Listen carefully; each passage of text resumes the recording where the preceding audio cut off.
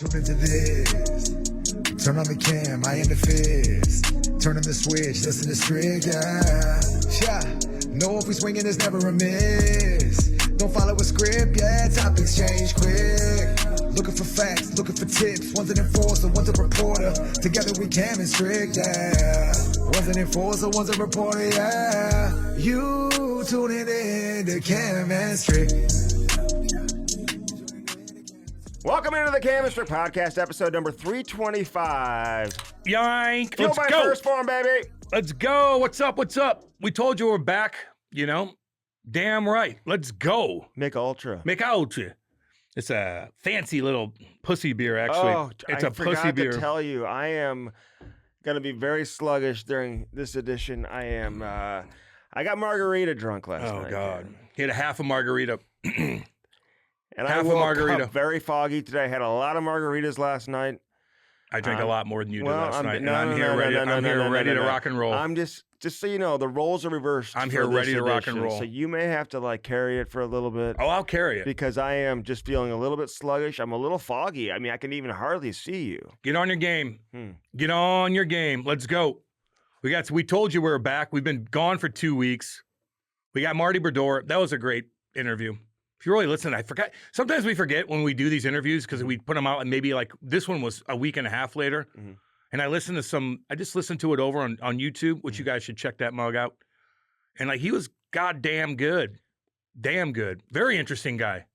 What, dude? Who? I'm foggy. Dude, I'm fucking trying to talk to you. I'm foggy today. Don't Just waste the people's time. just so No. you No. We've been gone, dude. We got chirped for it's gonna be a long one. We got chirped. It's gonna be a long day. And now we're trying to bring the fucking heat. Yeah. Get on your fucking game. Seriously. It's gonna be a long day. Pussy. I'm just warning you right now. He had a half a margarita. I'll crush those damn things. Skinny You don't even goddamn skinny know. Margaritas. You won't even know. Get on your game. Skinny margaritas. My wife ordered them. You know. But anyway, a lot of shit going down. No, but Marty was... A lot of shit going down. You know, they played a bunch of clips on the NHL Network. Got to give a shout really? out to Jackie and the crew over there at NHL Thank you, Network guys. for playing a bunch of... Kevin Weeks was on there. And, Cool. And Gotta get him on. Marty. Oh, yeah, we do. We do. You know what I mean? Yeah. I'd say. Yeah. Why did you make that face? What? You said we got to get him on, and then like your face like got like a... Like, Probably had a burp or something. yeah, I don't know. Your face kind of like... Oh, sorry about that. Twisted around. Sorry about that. Yeah. Would I like doing Sorry. like that? You know. Sorry about that. Hey, listen, but he had some great clips. I mean, the story about Patrick Waugh, although one guy commented and said like this is something that only like middle-aged white men would find funny. Okay. He's fun. Oh, He must be a fun guy. what a party, eh? He's probably a white guy too. Mhm. Hates himself. God damn. This is only what middle-aged white men would find funny. What the fuck? Who Can't won? take those guys serious. Who man. won the U18 Canada USA girls The final? gosh dang Canadians. Did they? Did they beat the Americans? Is that who they played? I don't know. You should know this more than Yeah, anybody. You got I- 2 daughters. That's odd. How dare you not know this? I kind of feel like I don't know if I'm comfortable right now. you know, without you am I knowing. making you uncomfortable because You have of it? 2 daughters and you don't watch that? It's pretty wrong. You watch a lot of men's stuff. Mm. You have to balance it out, sir.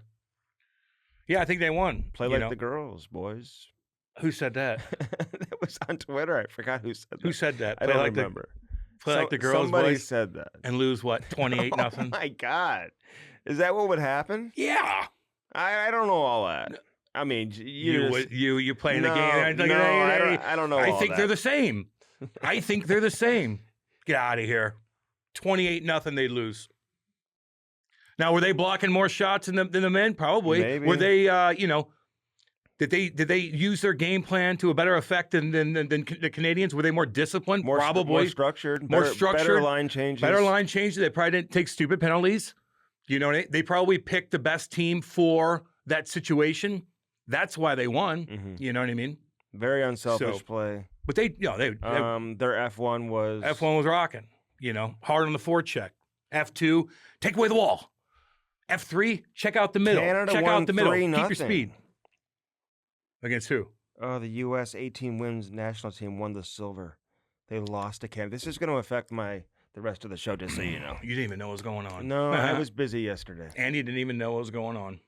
I was Didn't even know. little busy. When does WNBA start, though? Do you know That's when the another. season- See, you're putting yourself in a hole right now. Why? Homie. When's the Because season get going? you love the WNBA. I do. And you don't even know when it starts. No, because you virtue signal. No. No, you act like you like women's sports. You act like, how dare they win 28-0. I know what you're doing. No. And everybody else kind of does too, just so you know. They don't know. Everybody They else. don't know. No, why don't you tweet that? About what? Say that the play like a woman, and that and if the women would have played the Canadian team, even if they're taking bad penalties, that it would probably be an even Play game. like the girls, boys. I said to you. That's But, what somebody put on social media. I didn't necessarily say that. It's all good. Can I give a shout out to our listeners in Southern California right now? Yeah. Because we are thinking about Yep. all y'all. We're thinking What a about mess. the animals that are trapped, Yeah. the dogs. No, they're. Well- Well, yeah. Well, I mean, they're trying to protect the animals from the get-go. That's why they Okay, have. but- Wait. No, That's why they have so many regulations. Yet now they're all fucking dead because you let a forest fire happen. Oh my God. Yeah, no water available. 'cause What the wind? No. Yeah, that didn't help. What a mess. What a weird mess. But I do feel bad because, but you're voting this in. You voted him in. You voted Gavin Newsom. You voted all these people in. You know what I mean? So it's on you. So how it's the incompetence with everything is weird, Are you man. making it political? I mean, it has to be.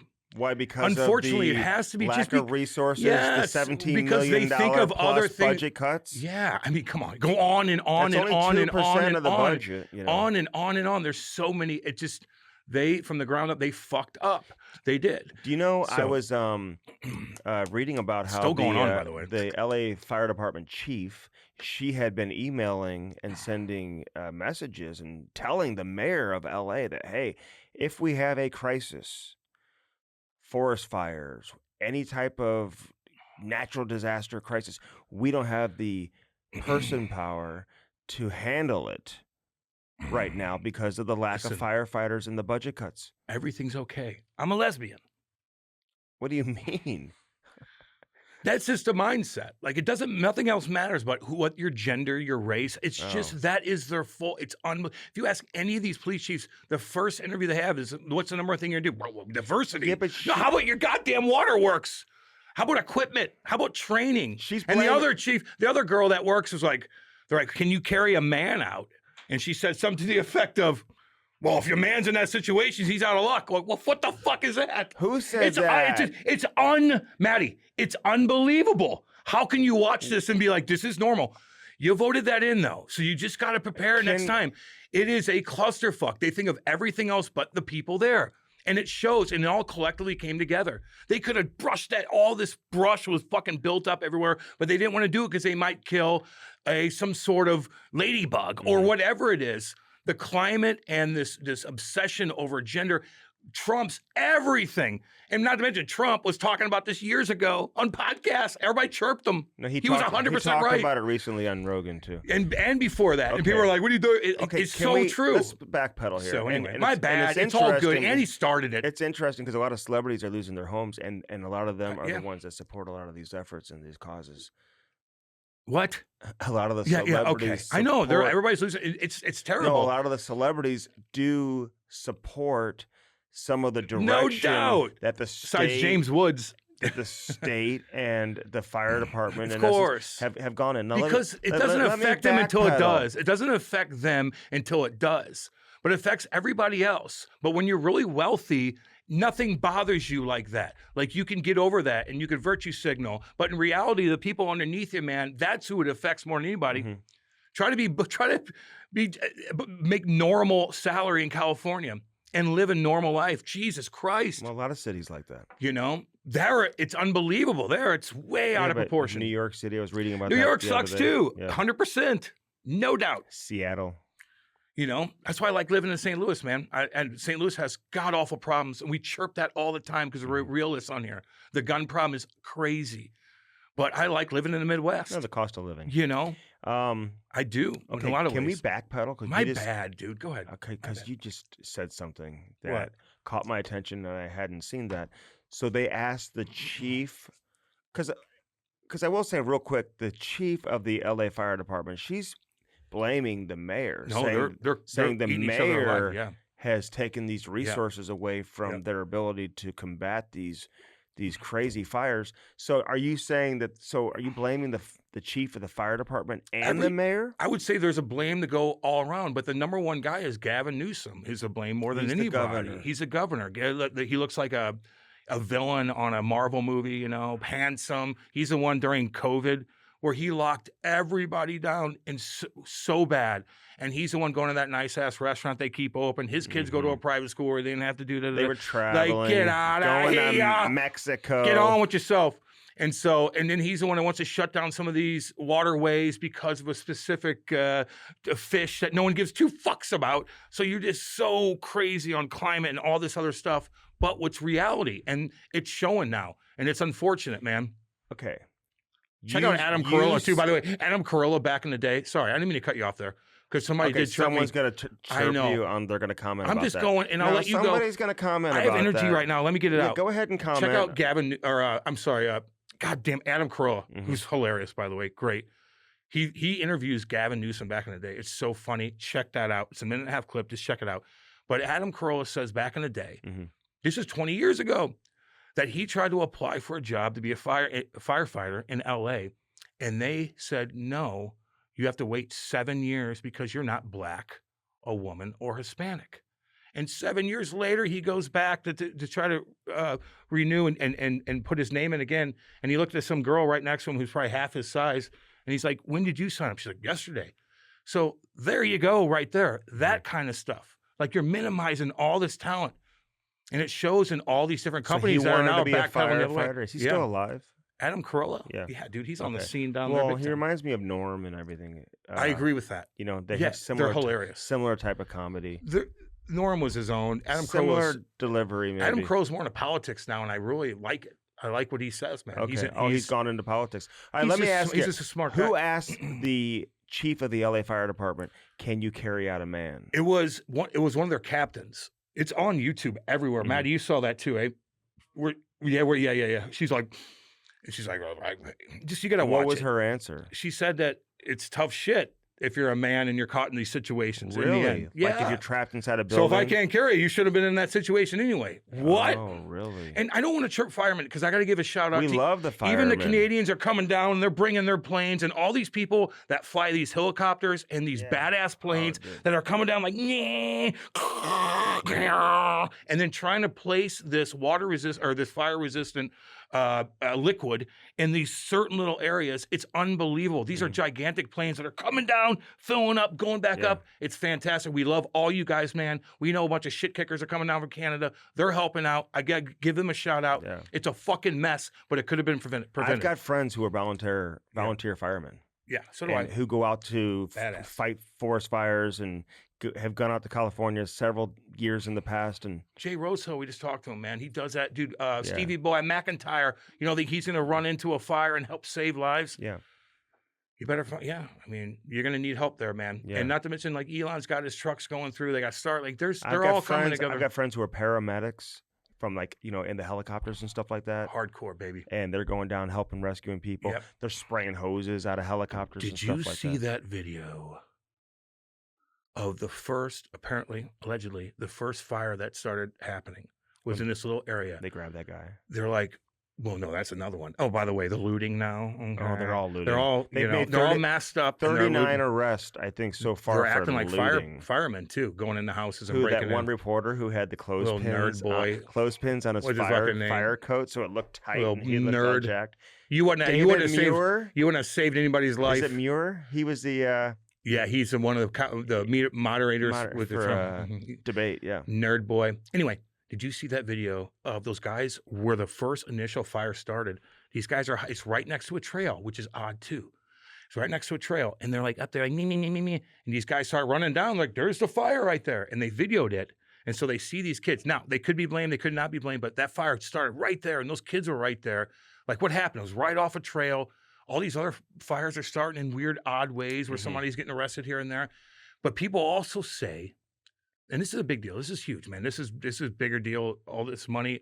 Now the lives are, it's 24 right now from a Monday night.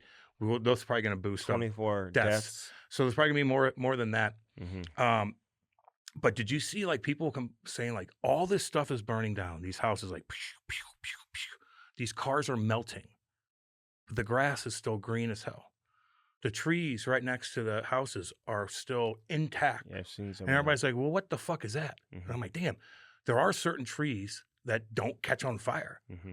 And a lot of these, and I'm just trying to, this could be wrong. This could be, I don't know, but I read into it, like there's tons of trees that just don't catch on fire. That's why they plant them out there or whatever the case is. And these houses are burning from the inside, like, and it's just melting together.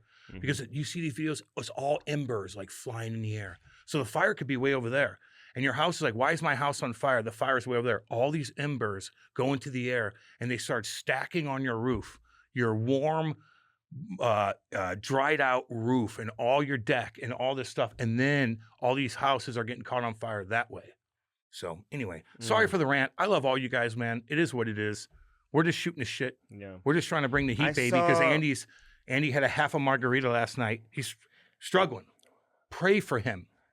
I'm just a little foggy today. No foggy. Like, let's go. Spencer Pratt lost his house. Ricky Lake has lost her house. I think Kylie Kardashian. Listen, dude. A lot of these celebrities. I know. And it's hard to feel sorry for celebrities. I get that. Trust me. I feel sorry for the cats. We just talked to Justin Williams. He's coming on, and he was awesome. In Asheville, who are still struggling. Yeah. Like there's he other. Thought it was Raleigh, but he had to tell you it was more Western. It's okay. We're talking. Listen, Andy thinks that when we do these podcasts, we're just talking to us and like Doug Armstrong and the coaching staff. That's how he views of who's listening. It's people from fucking all over the place. They don't know that, so that's why I got to ask that question. Yeah, get on with yourself. Go on with yourself. But anyway, those guys are still struggling, so it's hard to feel sorry for celebrities. But this is not a good look on anything, and it's a wake up call. It's a wake up call. Are the towns completely ruined? Usually when things burn to the crisp, like it's ruined. Like complete the whole town. Yeah, like worse than if Calabasas and all these areas just completely wealthy, ruined. Beautiful areas. So you think this has it been confirmed? This is arson?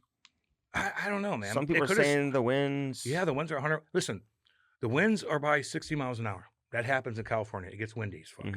But when you have a fire placed next to hard wind, the fire amplifies the wind. Yeah. So it creates like a 30-mile-an-hour big gust. So it just transitions so much quicker. Okay. You know, I had time on my hands. I read a bunch of stuff about this. Yeah, because you haven't really had much information the last couple of weeks. What are you bringing? So any JT Miller stuff? I'm glad, like you got something, boy? I'm glad you know, have done some research and it's just everywhere. It's a big deal.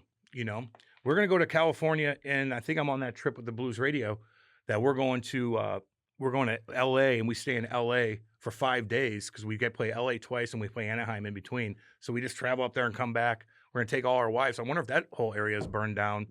Not that it fucking matters. I'm just saying, like, you know. Well, they had to move the playoff game to Arizona in the NFL. Yeah, I think the Lakers are playing a game down at the where they play their home games in downtown LA, and the air quality is terrible because there's so much smoke down there, man. There's smoke everywhere. Yeah, man. You'd have to like, you know how I am with masks. Whenever you're jogging outside and you're wearing a mask after COVID, like I'm gonna look at you like I feel bad that you're worried that much. But when you're in California with all the smoke, you're damn right you put some of those masks on for sure. You know what I mean? You're still inhaling all that shit, dude. There's some crazy ass videos of guys, man, like they're all glass. Looking over everything, they're just filming in their house, and there's literally a fire and they're just trying to spray everything off with a hose. Like that's going to evaporate so fast when that fire comes, dude. It ain't going to work, you know. So, you been watching TV at all, Andy? Jesus Christ! Not much. I'm talking to Maddie. Get in here. Not much. Jesus, let's go. Can you got anything else? You want to ask me something? You know, is there anything you want to know? Anything else? And everything's debatable, man. I get all that too, you know. But damn, dude, I just know it's a red flag. This is not the time for everyone to be fighting. We don't need the mayor and the chief fighting and everybody. It just shows incompetence and what they think. What's the first thing out of their mind has nothing to do with safety or anything for the people, and that is so obvious now. And people are calling them out. It's like the New Orleans situation. They interview their police chief, I believe. She lied to everybody, and she didn't even know they had access to these like barriers that would protect people from the sidewalks and stuff. I know. She's like, I didn't know we had incompetence, and then they lie to you about, well, it's not terrible. It wasn't what fucking ISIS flag, and you hit it. Like no wonder everybody's covered like, it, didn't they they? covered it up. No wonder everybody's like, screw you. No wonder they voted the way they voted.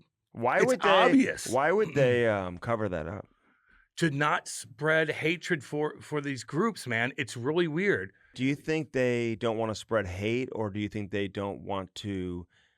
They want to protect the government from them taking heat and not That getting out in too. front of Yeah, and identifying who these terrorists you let are. them in the board. It's all connected. The Biden team is like, well, he's probably, which he wasn't Fort Bragg. Mhm. I mean, we can go on and on with that, but there's internal where there's Americans who get indoctrinated by ISIS and And I think that's what happened that's here. yeah, but that's a horrible threat. Yeah. It's a horrible. Why? How did that happen? How? How do you Well, I go think from his that? Facebook How do you think? page? I saw a girl that got ran over, and I'm like, she had like blonde hair. I'm like, it made me fucking cry Oh man. because it looked like Kate, and I'm like, God, like man, like just shit like that. Like it's just weird. And you can't listen. There's still good shit going on, man. We still if you're Canadian, you're from Sweden, we still have it goddamn good. We just have to bring up some weird shit that's I going don't on. watch I don't want to the be video down. replays. I mean, you I saw do, a blonde Oh. woman who looked like Kate. God, fuck Are me you up. watching it that closely? I didn't mean Like, to. I'm I going. I'm just going. can't No. watch that I'm stuff. going to the bathroom in the morning, and I got it on For You on Twitter. What's For You? What, Andy? Come on. It's where all the bullshit's at. Mm. And I'm just scrolling, and I saw. For You, yeah. Yeah. And I saw, and it put tear. I don't know. Just put. I don't know. Maybe I'm a pussy. Does I don't know. does everybody get different For Yous? It depends on what you click on. Like it depends on what you click on. Like so a- I get a lot like, of what that. are you stuff. getting? What's I For dig You? deep in What's For Cam? It depends on what mood I'm in. Yeah, okay. Depends on what mood I'm in. But I don't mean to be negative. Because I'm sorry. I get like WNBA highlights. Of course I you get do. a lot When of do they that. start? We don't know yet. I gotta find out. No when one their knows. schedule Can't look it starts. up. Don't know. I'll He's a look- big fan. I'll look at some skills videos. But I didn't mean to be too critical. It's just that's where we're at right now. But we still got it gosh dang good no matter what. We do. Mhm. And you got to think that way. There's crazy stuff going on. All you could do is speak about it. What and else do you whatever. have that's crazy? God, what did I do? Is Diddy getting out anytime Oh, soon? or- shit. He's selling another Butt house fuck. of his. Nah, That's what you call him? there's this, yeah. You still call him that? Yeah. What's his nickname? Butt fuck, Diddy, Lord. But yeah, see, it's weird. It's like all these things that happen over the past couple of years, man. Like there's so many little things that just get pushed to the side because another big thing happens. You know what I mean? Uh-huh. So, and there's some stuff going on in hockey too, man. Like Cutter Gauthier? Oh, how about Khabib the other day? Yeah, we'll get it. Okay. Khabib. Habib, my boy, Habib. Habib Nurmagomedov. Habib, the Okay. heavyweight, 30-0. Okay, what about him? You know who he is? I'm, You don't know who I'm that pretty is? familiar with him. Who is he? Habib? Habib. He's a fighter, dude. From where? I want to say like, not Hungary or one of those, but something Does he like look that. white to you? Does he look like a Hungarian? Well, maybe we're not thinking of the same He's guy. he's from, I believe, Dagestan. Yeah, that's what I meant. Yeah, Like which one is of those hardcore type of Muslim. those. Yeah. Who I love. I think he's fantastic. Him and Daniel And he's a- Cormier. He is 30-0. Remember, he jumped over after he fought McGregor. He killed McGregor after McGregor did all Yes. that stuff to him where McGregor talked about his dad and stuff Oh, like that, his God. religion. Oh man. Oh, dug deep in. And there's some weird things that Is went McGregor coming back to fight down. I again? don't, dude, he's Apparently done to he me. might He's be. dead to me. He's dead to me. But Habib is disciplined. Russell's Bears, shit kicking, dude. The most hardcore wrestler, one of them ever. Let me he see went him 30-0. wrestling He went. Bears. He did. And he's 30-0. Shit kicked everybody. Jumped over the thing. Fought all McGregor's buddies and crazy. You don't remember that? Oh, down underneath the at McGregor started by the that. bus. Yeah, and, stuff? and then they fought. And they're choked throwing him right out. bottles and shit. After he almost knocked him out. Anyway, Habib's on an airplane. Mhm. He's on an airplane, and he's sitting right next to the emergency exit.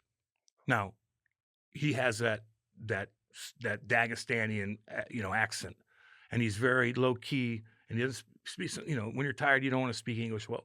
And I guess the flight attendant asked him directions, like, "Hey, are you going to be responsible?" Which he's the most responsible guy And on you that have to fucking just say plane. yes. You I just acknowledge think that he you're was- in the emergency There it is. row. And I just think he was a little bit like, yeah, I got it. And then he had the accent, so maybe there's some racism and Islamophobia going on. Why wasn't he polite to her? I think he And was just be polite, like, but he's "Yes." he's Like just. we're all relying on you on this flight. That if I don't shit know. goes down, I agree. you're gonna sit in this seat. But There's a you mean the most- responsibility that comes with the seat.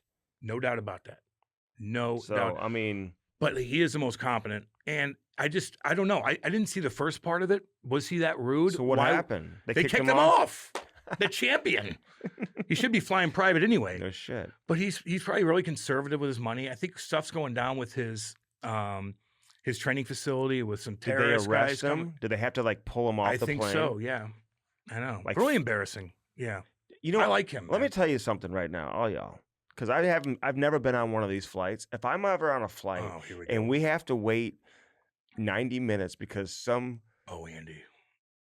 idiot at the front of the plane is creating shit and won't get off the flight, and then they got to bring a. I don't have patience for that. What would you do? Nothing.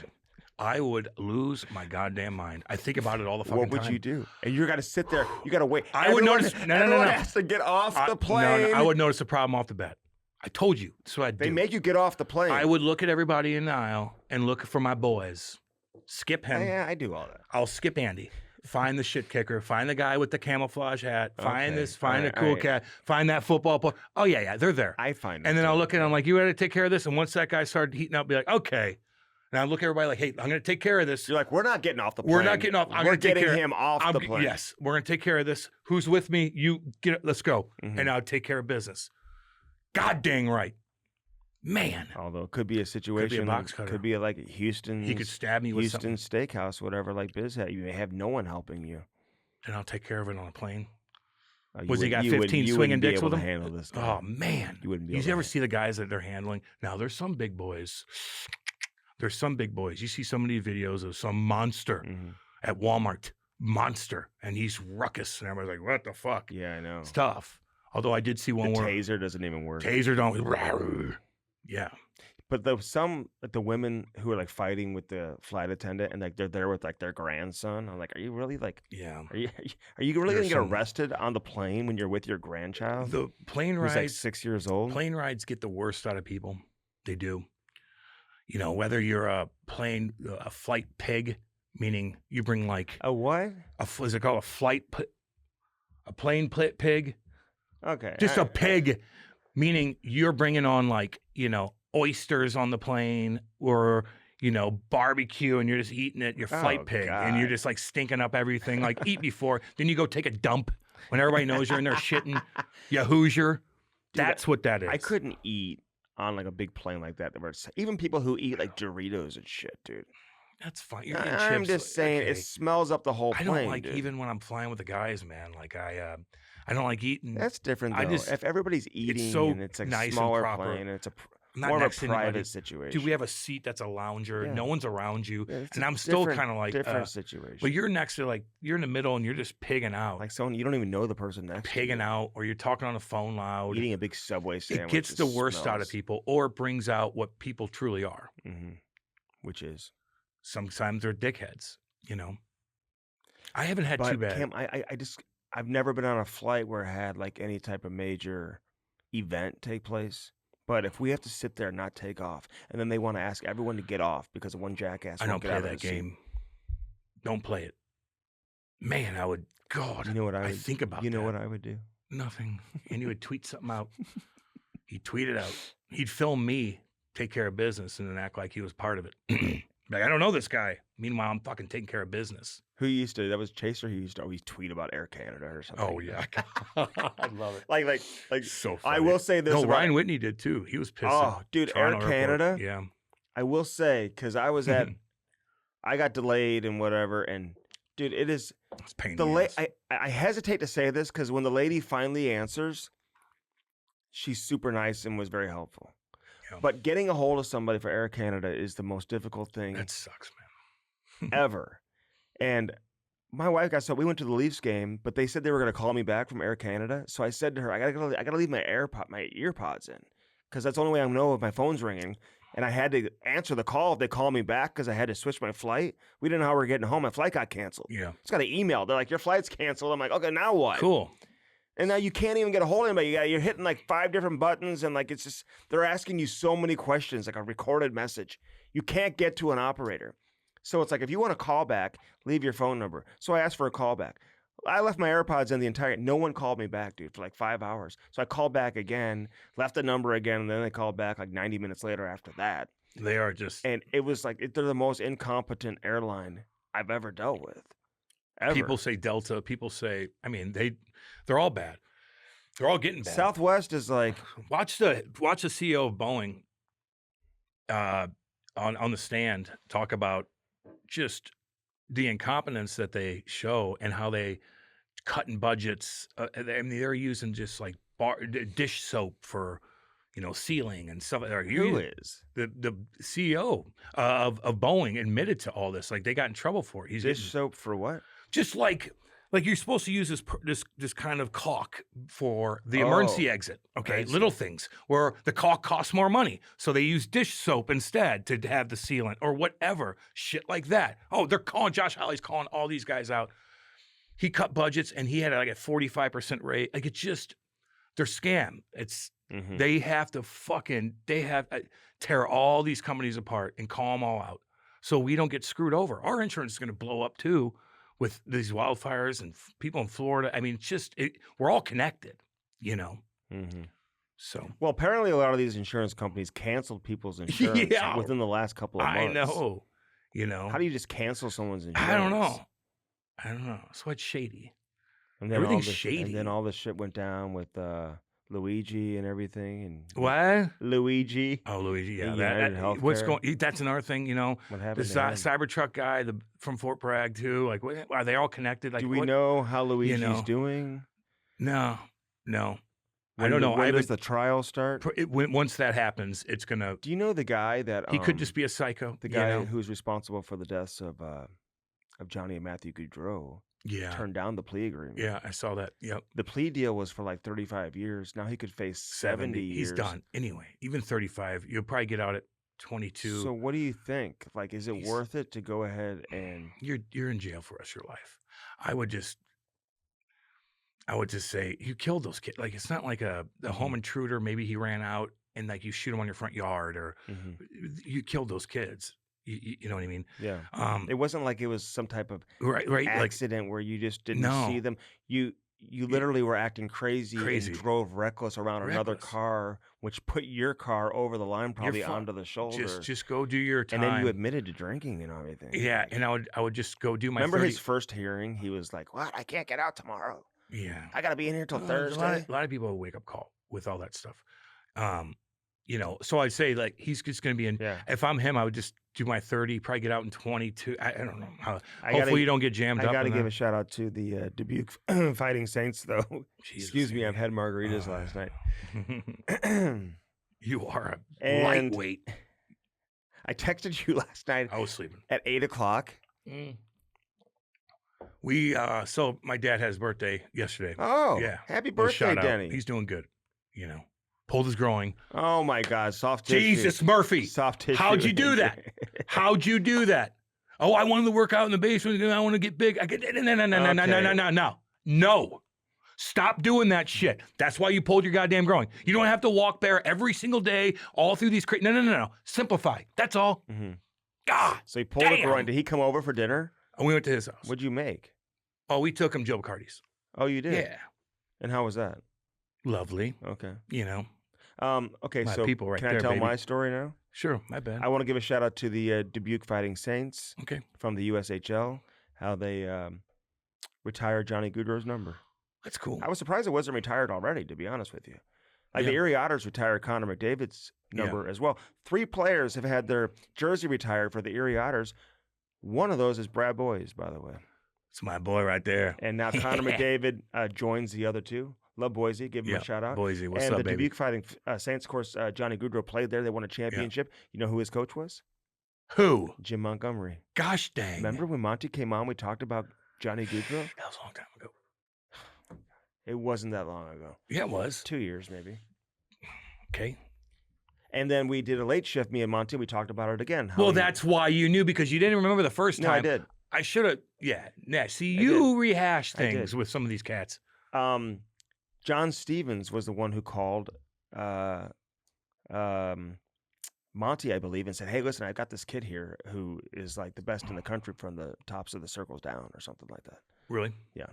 Then that's how he got to Dubuque, and then they won a championship, and Johnny was like a 4th round pick or something like that, which is amazing to me that he would be drafted that late. Everybody thinks if you're small, you're small, you know? I know. That's I know. all it is.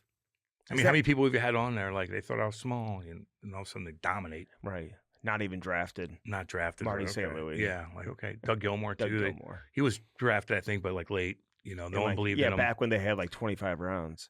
Like, Doug Gilmore, he's that small, and he played in that era. Mhm. And you think your kid's too small to play now? Nah. No, you got to be strong and quick. Yeah, but I will say, even, like, you watch youth hockey, man, it's still when you're small, it's still. That's why you got to work And harder. I feel like doesn't mean you can't do it. I feel like the game is trending back towards size. I think more GMs and more coaches in the league. They want size on the back end. I think, once you make a decision and you draft a player who's undersized or you sign a player who's undersized and it doesn't necessarily work out, I think you say, I'm not doing that again. You are 100% right. No doubt. Now, if it works out, you're like, okay, hey, he's a undersized guy and he's really good. But if it doesn't work out, you're like, I'm not going down that road again. My point is that you could be undersized and play oversized. You can be, but you obviously could be back in the day, too, with all these other guys we're mentioning. Well, I just think that maybe it was harder for Dougie back in the day because they're hooking and clutching you at the time. Yeah, I know. Like, you're a small guy. Like, the hits are still there, but, like, no one's tying you up. Mm-hmm. So you can get away with being smaller. But just these be guys strong. all listen, and I hear exactly what you're saying. Okay, hey, what? I hear exactly what you're saying. Okay, okay, but they're all putting up like 170 points. Yeah. You know what I'm saying? Yeah, like they're somebody dominating. draft this guy. Yeah. Hey, even at the end of the draft, like take your chance. It's not like he's not putting up any numbers. What Pints. What are you looking at? I'm just looking at a couple. No, it's all good. That's Was I ignoring? disrespect- My That's bad, dude. disrespectful. I can't be a hypocrite. When I'm sorry. Because I'm foggy right now. I had margaritas all night long. I listened to what last you night. just said. Yeah. I listened to what you just said. Mhm. We just talked about size. I just made my point. You made your point. Somebody and I agreed with sent you. us a message, by the way, how you can cook a frozen steak in an air fryer. Yeah, I know. He's joking, dude. Well, Well, you can, but no, if he you want to wasn't- waste time, if you have 3 kids and all that, and you just want a quick steak, you can definitely do that. Yeah. It's not recommended. Like, you don't. When you get a nice steak, you don't want to freeze it anyway, But you can. unless you're You stocking can. up for No, your but kid. my point is you can, But yeah. what Andy did though was he's not stocking up he's not killing a cow and putting it all and saving for later. He doesn't eat meat, so he got this nice big thick, and you froze it for Wagyu. no reason. You didn't have to freeze it. That thing could have sat out for a couple days still, and you could have Really? cooked it. But you're supposed to. When you get a steak, you don't keep it. You fucking cook it. That's why it just shows your ignorance. It's all good. Yeah. And you got chirped. He was actually chirping you. I don't No, think he he kind of was. was. I Yeah, don't he think was. A little bit. No. He's like, Ken, what do you think? I don't think go, he it's was. gross. So it was great to see the Goudreau family on the ice again. Yeah. And, they're still very emotional, Ken. It's still, I think I every know. time they go do something, I know. it just, I mean, you hope that it helps in the grieving process and that they're, I hear you. but it's such a long road, man. I just, it's hard to watch, man. It really is. I agree with you. Like, even seeing them, I'm like, It makes me mad. It makes me sad. It makes me a lot of things, mhm. So, our boy Ovi, actually, we just had Justin Williams on talking about Ovi too. Played with him a couple We got years. another empty netter. We blocked a shot, baby. See that? It wasn't just like he got an empty netter. No, he's like coming out to the plate, like, Yeah, and then blocked and the then, shot, and then chases busted it the one. down. Yes, I don't care. Get it. He might get the 900. I said that. Remember, I He said might get the 900. Oh, he'll get the 900. I think isn't 894 the number? to Yeah. get to? Yeah, but, that's like, only you're gonna- 6 more. Do you think he's just going to beat him by 1 and walk away? Yeah. At the end of the season, if he just barely gets there, is he going to play another year I to get the don't 900? think he gets there this year. I think he's it's going to gonna be tough. he's going to be It's gonna be within tough. 5 to 10. It's probably for the best, and he will get 900 because I think if he breaks it this year and he's like 896 or whatever it is, like you're going to come back. What do you to think beat- Wayno's thinking that he's got to like travel around Yeah, I know. for him to break it? Could you imagine like if he goes 4, 5, 6, 7 games and doesn't score, and you have to go to every game and just travel with Gary? You mean I have to? Oh God. nothing know. wrong No, with no, that. no, no, But don't they'll be backtrack. traveling together, like Well, if I'm Wayne, I'm like, I'm taking my jet, and I'm gonna make a party out of this, yeah. and I'm gonna enjoy it and do a cool thing. You're damn right. That's not a party, dude. Going to watch games with you in the box, watching a kid who's cool break your record. Okay, I get that, but my if point that's is a job you have to no, do, like that's my pretty point damn is cool. you hope that it happens. I know. and there's not a long wait. And knowing Ovi, he'll probably get a couple of empty netters. Get him. It just doesn't bother me. The empty netters, when you're Doesn't chasing bother down a record, although Wayne had a shit ton of empty net course. goals. He's still out there at the end of the Do game. you know who didn't? Hawley. Do you know Hawley had, of all the goals he scored in St. Louis, I think he only had like 4 or 6. He wasn't goals. out there at the end of the game. I think he was. I don't know about that. I think he They'd was. have Mike out there. Eastwood taking a thing. And But I think he was, and I think he wouldn't shoot. At the beginning, I don't think he would shoot at the empty net. He would purposely pass the puck. Okay. Hawley would be out there. In early days, yeah, probably. I bet you he'd be out there all the time. Maybe you're right. I don't know if I can even argue that because I don't know. Maybe you're right on that, homie. I mean, I'm just telling you. Yeah. All right. You know. What about that Cutter Gauthier? He got rocked by Philly fans. Although, kid, man, he's decided not to play there. Do we know the inside scoop of everything? Why his decision was the way it was? Apparently it was because they wouldn't sign him the year before, let him finish the year there. In fairness, Philly they weren't very good at the time, and I just think they felt like, why bring him now? Oh yeah, so they didn't sign him. Yeah. And I think he got upset and then said, okay, I'm not playing there. He's a cocky kid. There's no doubt about it. I mean, you've heard interviews from him before in the past, the confidence he had that Team USA was going to win in the World Juniors, some of those answers and stuff like that. Andy. So he has that swag and that confidence. And Philadelphia is just a market that's going to make you pay for it. And they're going to let you hear it. Yeah. Now, I will say, Philly, let's not act like he was like a superstar player there and all of a sudden refused to sign an extension and left. You know what I mean? Just walked away on the Philadelphia Flyers. I know he did walk away from the organization, but it's a little bit of a different situation. You got Jamie Drysdale in return. You got a player. Totally. Now he's out in Anaheim. It can't be that great of a situation for him. But listen, he came back. Somebody should have fought him. I mean, you got Konechny in his face being like, I promise you I'd fight you. It's then do it. It's like, and I like Konechny that's too. A little, I know. It's just a little much for me. Though. And they did get their ass kicked that night. 6-0. But I did have a couple alumni reach out and say, hey, this kid's a good kid. Don't be hard on him. Because I figured I saw coming. I bet you he's a good kid too. Okay. But he doesn't sound like he's a team first kind of dude. You saw the interview the other day where he's like. The post game.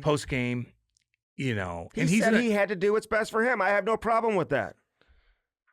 If the best thing for him was to not sign with the Flyers, if he felt that way. He said, moving forward, I need to do the best for myself. I think he was referring to. Okay, because it just, I don't know. I think he was referring to. Listen, it's ballsy, okay, to not want to do that because you're pissed about maybe something little thing. Like, it's ballsy. And, what do you expect? So people are like, I can't believe you're so hard on this kid. I'm like, well. You did set yourself up. Well, he said he was circling the calendar. Yes, that's another thing. That was stupid. Oh, yeah, he's chirping the media. Like, this is what you guys said. Well, no shit. You did say you're circling the calendar. You get your ass kicked, Torts gets a little full of shit, though. He'll be like, I don't even care about Gauthier. Okay. I just want our fans to... I want them to act like this because it's a big game. We're in the playoffs, and that's why they're coming here, not because of this bullshit. Dude, that's Philly, baby. I'm sure you got your team riled up for it, and they heard all about it going into the game. No doubt. And there was a ton of emotion heading into the game. Oh, Andy. My God. Can you believe the margaritas? What else were you doing? Margaritas, man. Your throat ain't good. That ain't from margaritas. That ain't from margaritas. But Cutter Gauthier, listen, he had a great run at Boston College. Remember the Flyers media guy. This is all Kevin Hayes. Oh, yeah. This is Kevin Hayes' fault that he doesn't want to sign. Hayes is like, what? He told him not to sign here. Hayes wasn't, yeah. Yeah, I remember that. And the Torts wouldn't take questions from that reporter. There's some reporters that throw bombs, man. Even the controversy going on in Boston right now with Pasta and Brad Marchand, where they both have to come out on social media, I guess, and prove. Yeah, why react to a radio guy who says something on the radio? Is it that big a deal? I never knew. No one. We would. I would never even know about it if he didn't do that. Thank you for bringing that up. No idea. It's like, what are you in your little about? bubble, you think you're still in a little bubble, one way or the other, until it reaches out to us. You should just ignore it. We would never even know. And you're like, this is not true. He's one of my best friends. This guy on the radio. Let me address this. Yeah. Let me address what this guy on the radio said this morning on local radio in Boston. And it's such a kind of a cheesy line anyway. Mm-hmm. We've heard this line from media, so they don't even want to play with Yeah. each other. Like they hate each other. Like, okay, like hate each other. They're pissed because they've been losing games. You don't think they want to play on the same line together? Dude, Of course they do. I knew guys that were not on the same page and didn't like each other. And it Totally. was so obvious. I would never think to make that public. I've seen players fight in practice. I know. You know, not just the, Zach Sanford and, Robert Bortuzzo one that everyone, remembers the year the Blues won the Cup.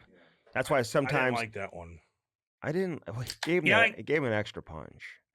Bertuzzo, that's your best fight in your whole career against Zach Sanford, who just lost his dad, who's just like the nicest kid. I don't. Everybody's like, that's what turned the table. I'm like, this didn't look good. Why you that mad at him? You are that emotional more than any other fight in any other NHL game with Zachy Sanford.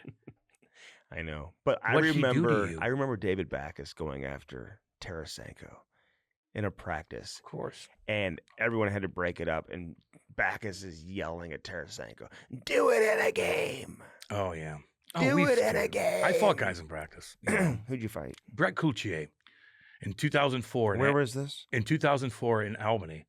I fought him in front of everybody. You did? Yeah, at practice. What a dick move of you. He's an older guy, big tough guy. He was older? Yeah, big Oh, tough he was guy. a tough guy. Yeah. Oh yeah. You weren't Andy. taking advantage No. because you tried. No, you tried that with me on the ice. You tried to take advantage of me. No. So I've seen you do some I of took those advantage. things. Well, I bumped into you, but no, you I gave me a massive I fought some concussion, guys. head injury. I fought a couple guys.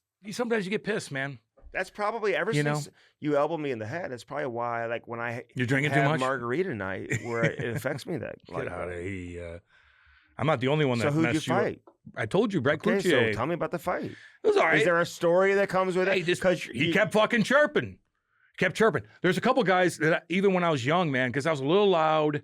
I was the youngest kid on the team. Jamie Langenbrunner, fuck, I got pissed at him one time. I got pissed at Gomer a couple times. They're relentless, man. I got pissed at Brad Lukowicz.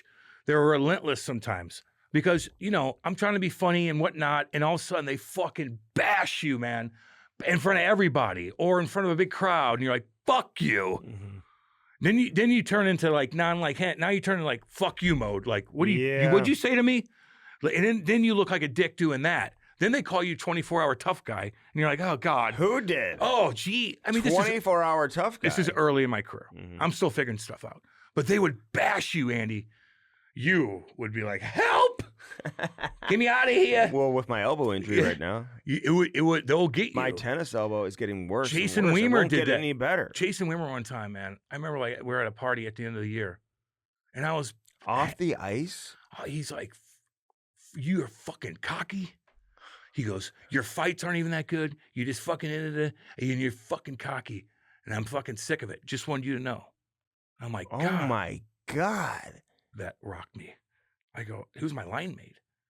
And then we took How, the, okay, listen, I dude, got I questions swear to here. God. How much older was he than you? He was retiring the next year. He's been in a game a So long he time. had been Respectable around for a long time? Respectable man. And he Great guy. says that in front of a bunch of other players or just comes up to you and says it? And this is at the end of the year party?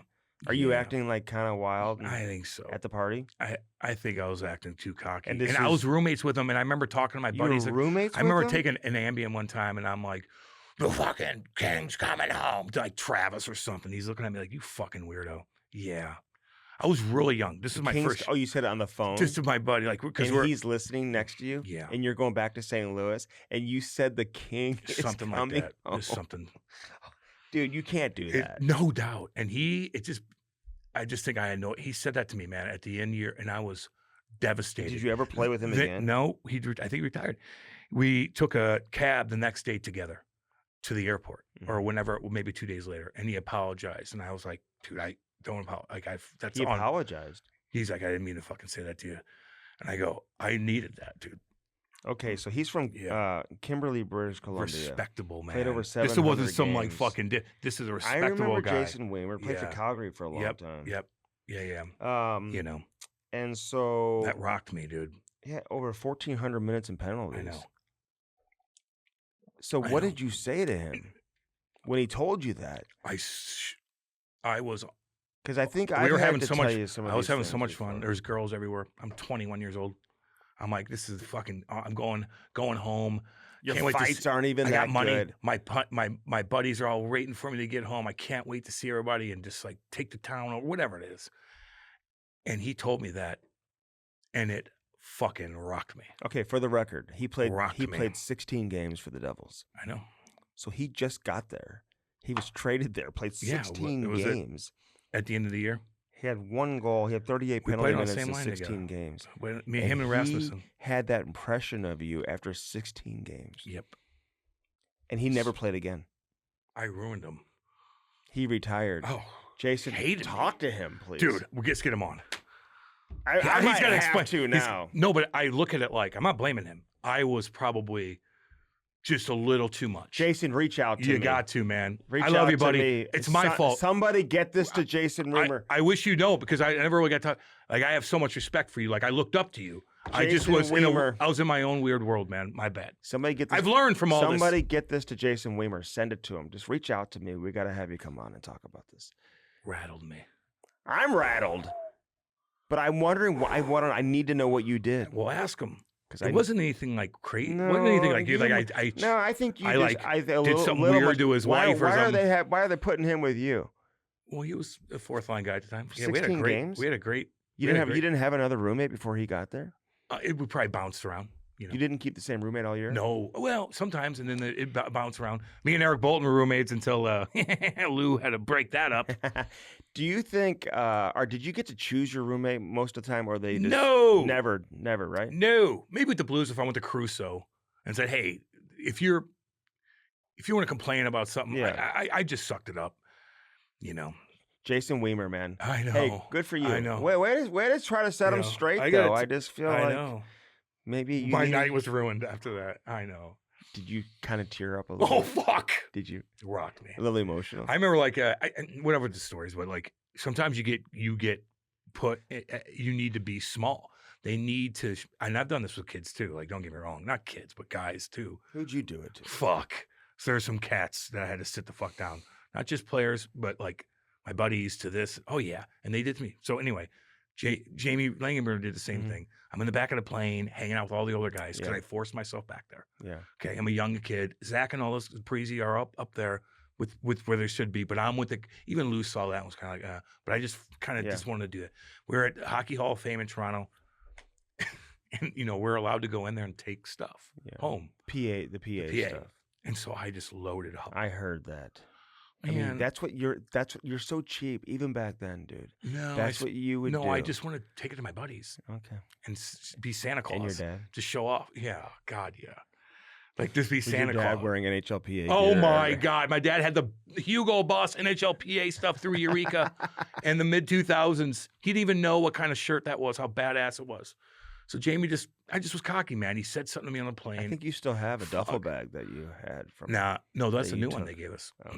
No, Kate got me a whole new set of. What'd she give you for Look Christmas? at a whole new Oh set. my God, what is that? If you saw, I have a big bag that goes into a little bag, a little boom, boom, boom, and it's all like this color. It looks like I'm wealthy. It looks like I'm wealthy. Even the I guys, don't know. Is that a Wilson? even the guys are like, "Damn, Cam, that's cool." I go, "It's not Is expensive." that Wilson? It looks like a Wilson from back in the day. No, it's cheap, but it looks nice. Dude, Cam got me a box wine. I We already talked about said that last and time. but you devalued it. No, Yeah, you just, did. I really loved it. It was good, man. It's good. It's cute. You know. Could you imagine if I drank a lot of the box wine You need to calm down a little and then bit, came boy. in here and did this the next day? I mean, It's whew, like if Kate- the margaritas are doing Like if this Kate to me. drinks too much, like I feel bad for her because everywhere we go, booze. Like with this, Mhm. she can't keep up. If Kate drinks Mhm. and tries to keep up, she will sleep till the goddamn cows come home. She'll sleep for fucking 3 days. Hey, the first 3 days. The first podcast Cam and I ever did together, it was in my basement.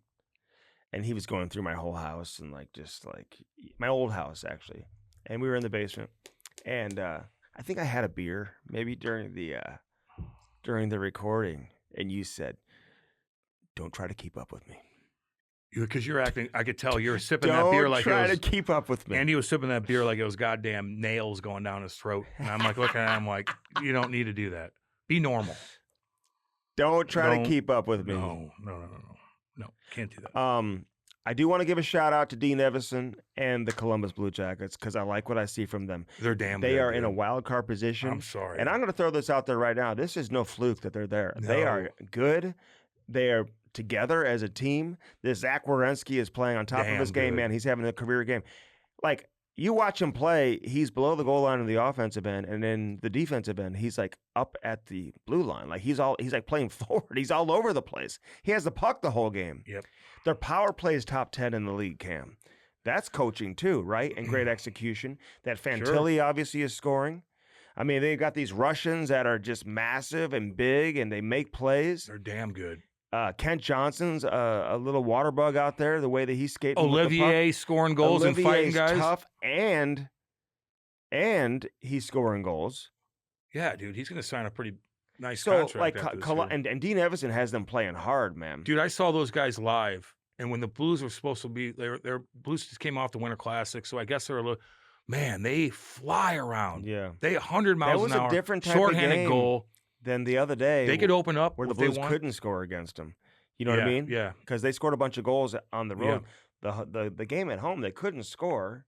This goalie, Jet Greaves. just making saves. Griever. And obviously Monty and the Blues weren't happy after the game. That's a tough game to lose when you're at home and you're chasing it, man. It was tough trying to get back in that wild card picture. Monty's having Jim Montgomery's having some funny, like, he's trying to get the boys riled up in some of these, and he's talking about this, and like, you ready to rock? He's like, Jukebox Hero, which is a cool song by Foreigner. Mm-hmm.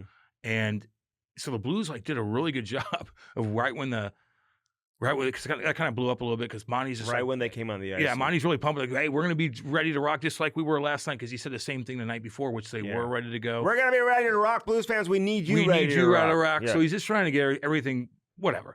And so he brought this Jukebox Hero thing up, and I'm like, I like that song by Foreigner. They played it right when the guys came out, like, fuck. So it was against Columbus, like, you owe them an ass whooping, they just beat you. All this stuff's kind of coming together. Maybe this could be a streak like fucking Gloria was in 2019. Right. You're kind of putting that together, and then they get beat 2-1.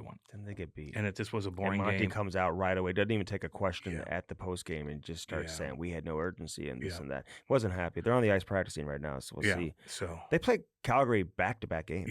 Yeah. Which is very unusual. It's like a carryover from the COVID season. Remember how every team would come in town, you'd play them like 2 games? Don't even bring that up. The COVID year? Oh, God. Tucker Carlson's got something out about Ouchie Fauci. Who does? Tucker Carlson. They're digging into him. So you see, that's the biggest thing. They're digging into Fauci? Just don't forget about the big things that actually shut down everything in the world, killed people. Who does Tucker work for? Himself. So anyway, let's get to a couple other things before we get. I don't want to. Can I say something real quick? So I wanted to give that shout out to Columbus because I'm glad you did. Because Werenski, he may win the Norris this year. He's Team USA's finest. Obviously, he'll play. Let me tell you a quick story about him. Okay. So at the draft in 2015, this is the Connor McDavid draft, and Laurie, my wife, came with me. Was in Miami, and McDavid Eichel draft. I'll never forget being out of the pool. And Eichel was with his crew. Did you wear a shirt on? Eichel was with his crew. McDavid was with his crew. They were kind of separate. But, Eichel was a big dog, too, coming into the draft. And won the Hobie Baker as a freshman at Boston University. So the night before the first round of the draft, they keep the bar open super late at the hotel. Like Pronger's down there and Kyprios and whatever. And it was just a handful of people. They were there late. I mean, it had to be 2, 3 o'clock in the morning. And as my wife and I are walking back up to the room, she says, hey, I want to go find where the gym is so I know where to find it in the morning. Let's stop by the gym. Dude, it's like 2 in the morning, minimum, maybe 3. And so we go look at the gym, whatever, walk around the hotel, and we're runs your show. Pretty loose. We're having fun, whatever. We walk into the gym. You know who's working out in there? Zach Werenski. Really? I'm like, what are you doing in here? I don't even know him, We just start shooting this shit. He's like, man, I can't sleep, whatever, And so he and another kid were down there who was about to get drafted too. And we started shooting this shit about the U.S. program and obviously all those St. Louis kids that were going through there. And they were a year younger than him. But it always left an impression on me that this kid's down there just working out, man. And he just kind of has what it takes. And he's had a really, really good career. He's had a number of seasons where he's had north of 40 points and whatnot. So good, But this is a different year. He's leading all defensemen in goal scoring. Power play scoring. He's second, I think, 1 point behind Cale Makar right now in defensive scoring. Like he's defending. No one's talking about him. You know, he doesn't hit. Yeah, I think he's got 10 hits on the year, something like that. You know, he doesn't You don't play have to. but he's just a very smart, cerebral player who can skate, and he's the leader of that team, and he's helping them. I hope they get into the playoffs, man. This is not the Columbus team that we've seen the last handful of years. No. That were zero fun to watch. These guys fly around. I didn't even enjoy watching them. No. I was like, if Columbus was on, I wasn't watching. You know, and not to mention too what Columbus has been through. what they've gone through, man. We're rooting for you, Man. like 100%. Yeah, but I think Dean Evison has really, and in combination with him and Don Waddell, we gotta get Donnie Waddell on. Get him on, baby.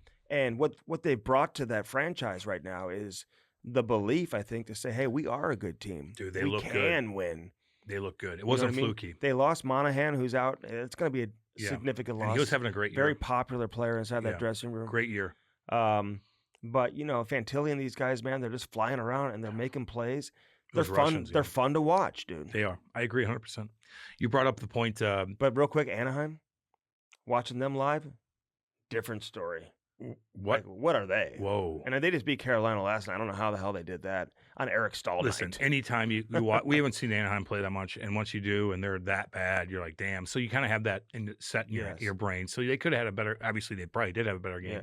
against Carolina, but they looked really, really bad. Slow. Trouba was all over the place. Trouba had making no interest. No, he had no interest, no impact on the game at all. Gudis is getting hit by Nathan Walker and like really chasing him down. Yeah, he yeah. was so mad, and he Great thought kid. the closest player to him was Shen, so he tried to rock Shen. Yeah. But then he actually caught Kyrou but Kyrou kind of had a partial break.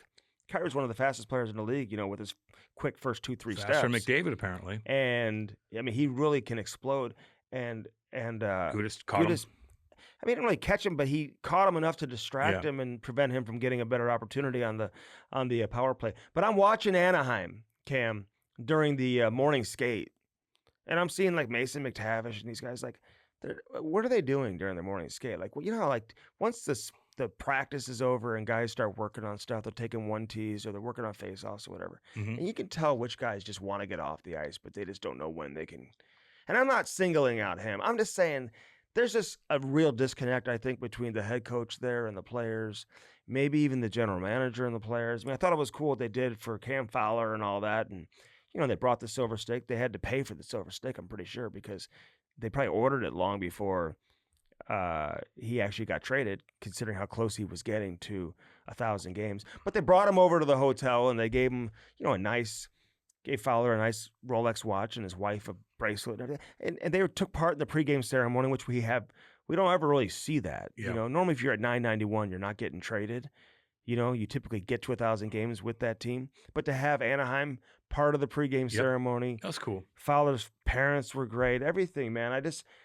I want to like Anaheim because I said it earlier in the year that I kind of like Anaheim. But I just feel like they are the next team that probably would benefit from maybe a different coach at some point in time to really get that thing moving in the right direction. Because I just feel like They look bad in that Cronin's game. an old school guy. I don't mind him at all. But typically, those type of coaches in this day and age, you don't stay very long unless you're really just having a ton of success. And the players, they may hate you, but they're Chief. playing their balls off every single night and they're winning games. So it is what it is. They're going to need a change at some point. So when we talk to some of these guys and they're like, you all hate, sometimes you all collectively don't like a coach, but then collectively you get together and you're like, let's play for ourselves. And sometimes that, Mike Keenan would be that way. But Cam, their roster is, I'm looking at their roster. It's not good. And Ryan Strome, great guy.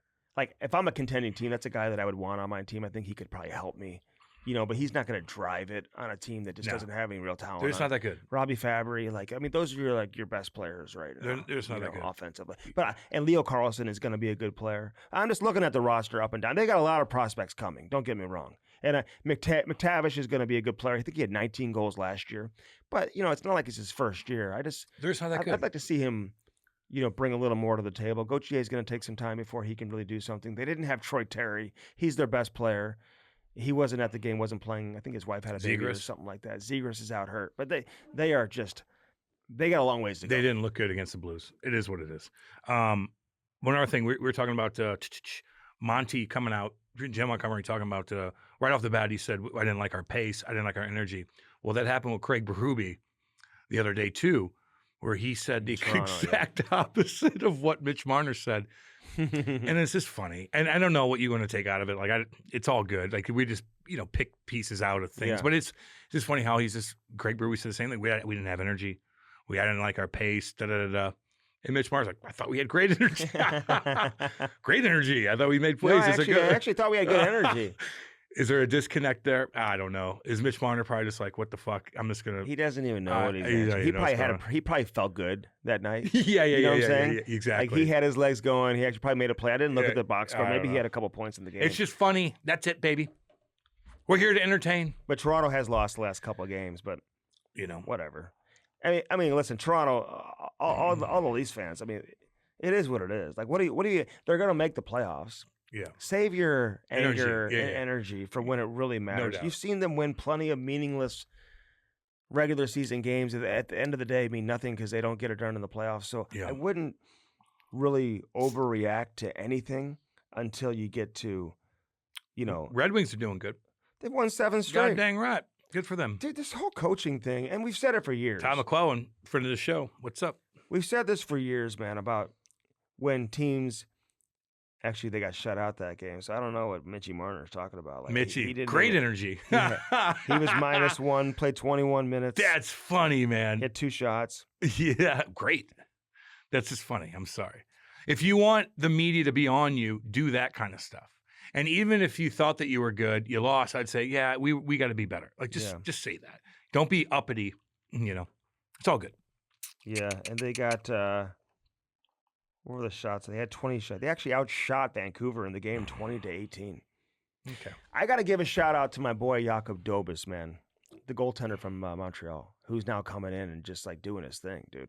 This guy, and people are asking questions. Is he the real deal? He got a shutout over the Florida Panthers in his first start. Saw that. He beat That was cool. Washington. Washington? Although Washington wasn't very good in that game. But people are asking if he's the real deal. Like, he 100% is the real deal. You look at him, his entire path to getting to where he is right now, all he's done is perform. He went to Ohio State. First off, in the USHL, he was really good. I think he was a second-team All-League, All-Star USHL. He was the goalie of the Big Ten Conference, goalie of the year, first-team All-Big Ten Conference, like top goalie in that conference. Like, he put up crazy numbers at Ohio State. Look at his save percentage. He's been good in the American League. I remember watching him play, and listen, he came through our AAA Blues organization. I'll give a shout out to Lubos Barteko. I'll never forget. Lubos, best tattoos in the league. Lubos, best what? Tattoos. Oh, yeah. Lubos, great guy, and, played for the Blues, had a long, unreal career playing overseas. Yeah. In the KHL and different places. But he played in like 4 Olympics, I think, with Slovakia, with all those great teams. Hossa, Dimitra, Gaborik, Chara, you can go on and on and on. He was part of that whole crew. But he played here for the Blues. Then he ended up coming back here after his playing career. And he got involved coaching with our AAA Blues program. And he said, hey, I've got this goalie from the Czech Republic, even though Lubos is from Slovakia. He said, I got this goalie from the Czech Republic. He's going to come over. And he comes over right away. You see the size. I mean, he's like 6'4". He scored a goal playing AAA hockey, actually, as a goalie. I mean, just elevated the puck over the top of everybody and scored a goal, which you never see a goalie score in AAA hockey ever. No, not AAA. You start in juniors. You do. In junior, but you don't see many guys score a goal. You got to be strong enough to really rip it. Yeah. And you knew he had the potential. And I know it was a high school game, but like I did the game on television when his team lost in the championship game of the high school season. And Cam, he was incredible in that game. I mean, they couldn't score on him. I think they ended up losing the game in overtime, like 2-1 or something. So they weren't getting any goals, but like he was sensational in that game. But I've seen him play up and close. I know his little brother, who was a good player too. But he's got legit talent. And Lubos always talked about how good this guy is and how good he's going to be. And to see him stick with it and now in a big market like that, get an opportunity to play in the NHL and just run with it and help turn that season around where, they're flirting with a playoff run here, and we'll see if they can, climb into a wild card spot. And who knows, maybe they can get in there and become a playoff team. Detroit's right there too. They're trying to become a playoff team. Columbus, who we talked about. The race in the Eastern Conference is fun, and I'll be interested to see how it plays out. But Jakub Dobis, man, congratulations, man. Keep doing your thing. You're a That's good a good player. shout out right Yeah. there. That's a damn good shout out. Yeah. Dang good shout out, baby. Zach Hyman's daddy, did he buy a I think he bought the junior team. The family did. family did? That's cool. I'd do the same thing if I had coin. Remember he was, wasn't he the privileged one? Well, listen, I mean, like, Yeah, what was that are we whole gonna- story? Well, the reason why he scored 50 goals because his parents are rich. No, but it helps out a lot.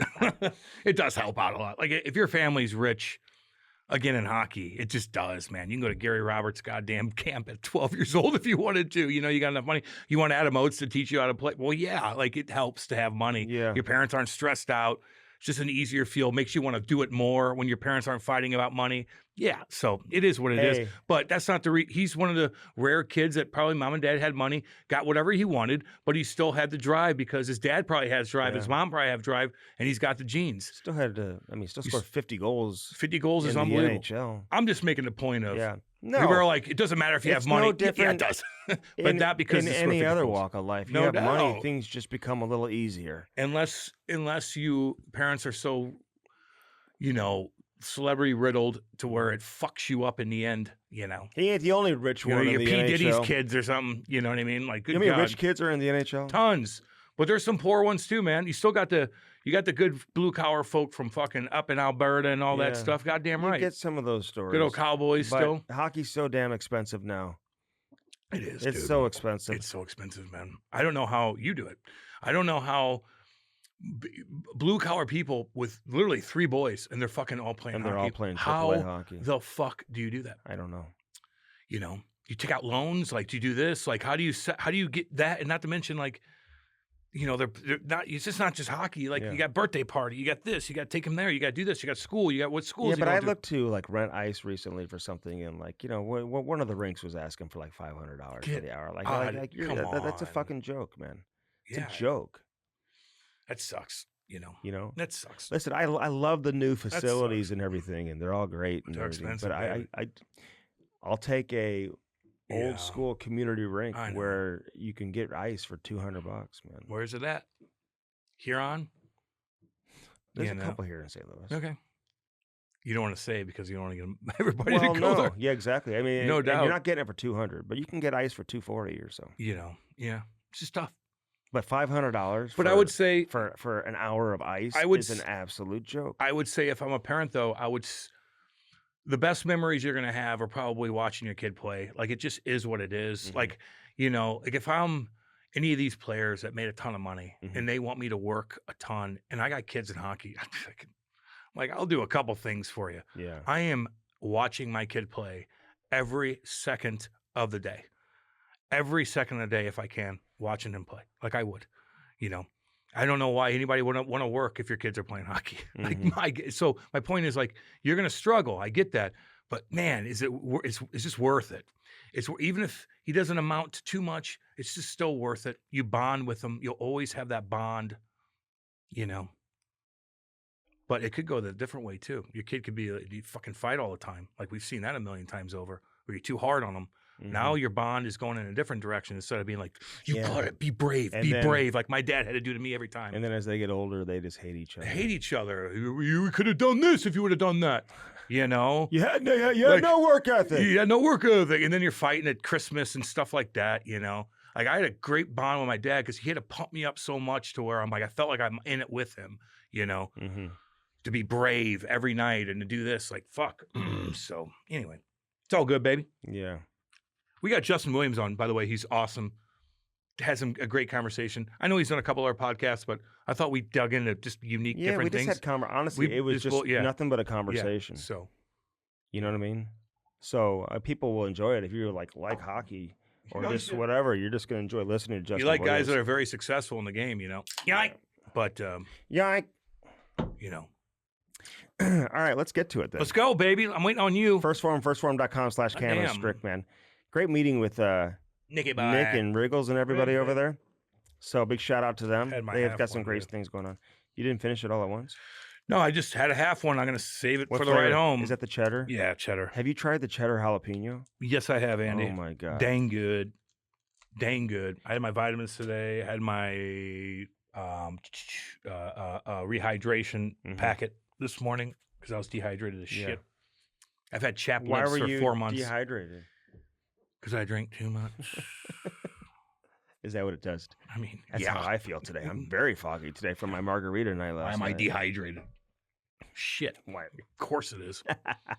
Firstform.com/Cam and Strick. Use our link. But honestly, man, First Form taking things to the next level. We're going to have another contest and stuff going on. Yeah. With different things we're going to be handing out from First Form. So again, hey, let us know though. If you use our link, man, feel free to still send us your order form and stuff like that, and you'll be eligible to have something sent out to you from First And they Form. love doing that. First Yes, Form's great they about do. that. They'll send fucking Dude, we'll shit just out. send them over, Yeah. and they'll send you It's something. like, what do you need? Well, Yeah. they'll put a package together, and Yeah. you'll be like, God dang right, baby. Because they want All you do is send us they the thing. want everyone to have positive results. Yeah. Dude. That's all they care about. They're all into it That's for all you they care about. to Legitimately. live a healthy life and healthy They're better people than lifestyle. we are. These guys really help people out. Like, fuck Nick's on goddamn Instagram. Literally answering every question to what he does Oh on my this. God. You see his truck? Nicky boy? Yeah. You got a new one? He's got a nice ass truck. Yeah, he looks like God. If I'm like Ford, I'd be like, you're my model.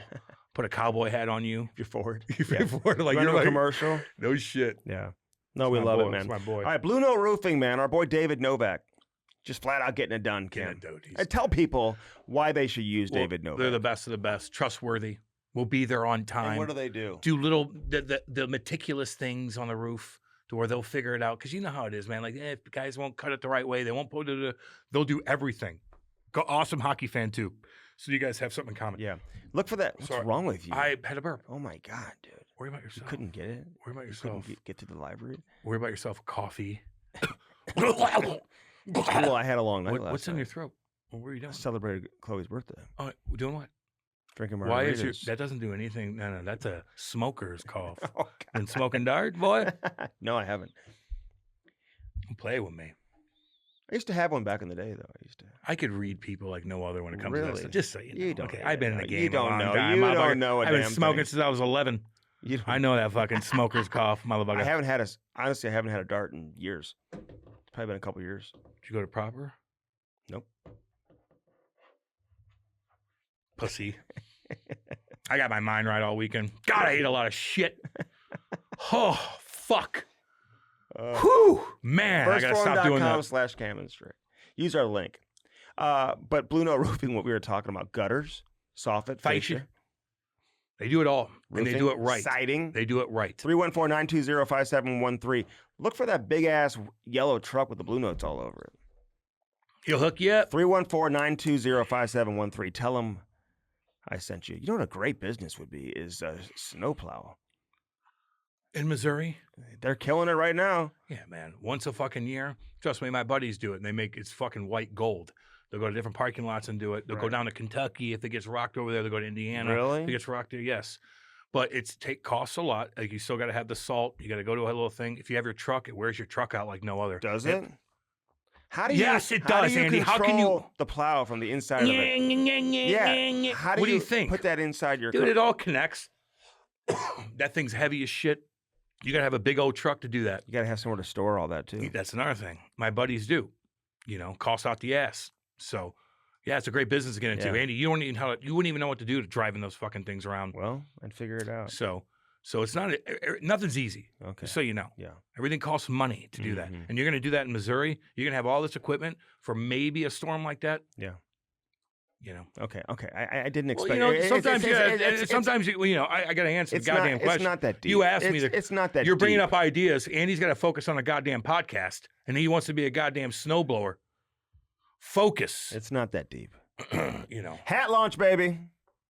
Those are my people right there. Hat launch and hatlaunch.com, man. They made us some beautiful hats for my kids' hockey team. I should have worn that today. I'll Our wear it buddy next too time. just ordered a bunch for their Yeah. Oh yeah. Armo. Little shout out, Oh baby. yeah. And Eric Armstrong. Jamal Maris did too. Jammer, what's up, baby? Thank you guys for that, Yeah. man. Hat launch is the best. That's why you're doing it. They are America's #1 source for custom hats Dang right.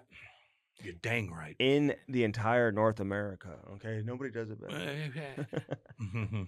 So get yourself some custom hats and do it today. I don't care if it's a baseball team, a bowling team, could be your Basketball. work, could be employees, Anything. anything that represents your brand. Every hat tells a story. It man. does. Like, wait, let me see that hat. What does that hat say? I like that And- white one. I want one of those. Yeah, you want cameras. one of these? See, Yeah. look at that. Look, show the camera. It's badass. Yeah. See, they made that hat launch can do that. I for like you. that a lot because actually you could see and they'll create the logos for you and stuff like that too. I love that. I love it too. In fact, give me one of those goddamn things. No, You're no, hoarding no, those. no, I need a white no. one. Oh, okay. Yeah. Well, maybe they'll make you one. I wear more hats. I think we than may you be do. doing another commercial for hat launch. Go. The other one went viral. Yeah, it was great. I did really good in that one.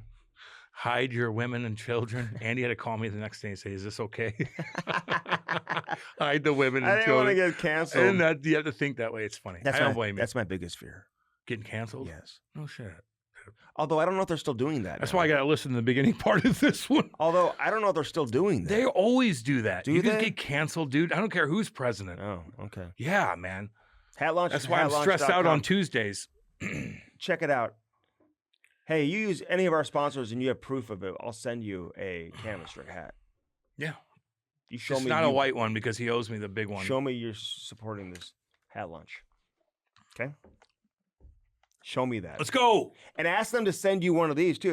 If you order something, ask them to throw in a canvas strick hat. Yeah. Look, because they'll do that for you.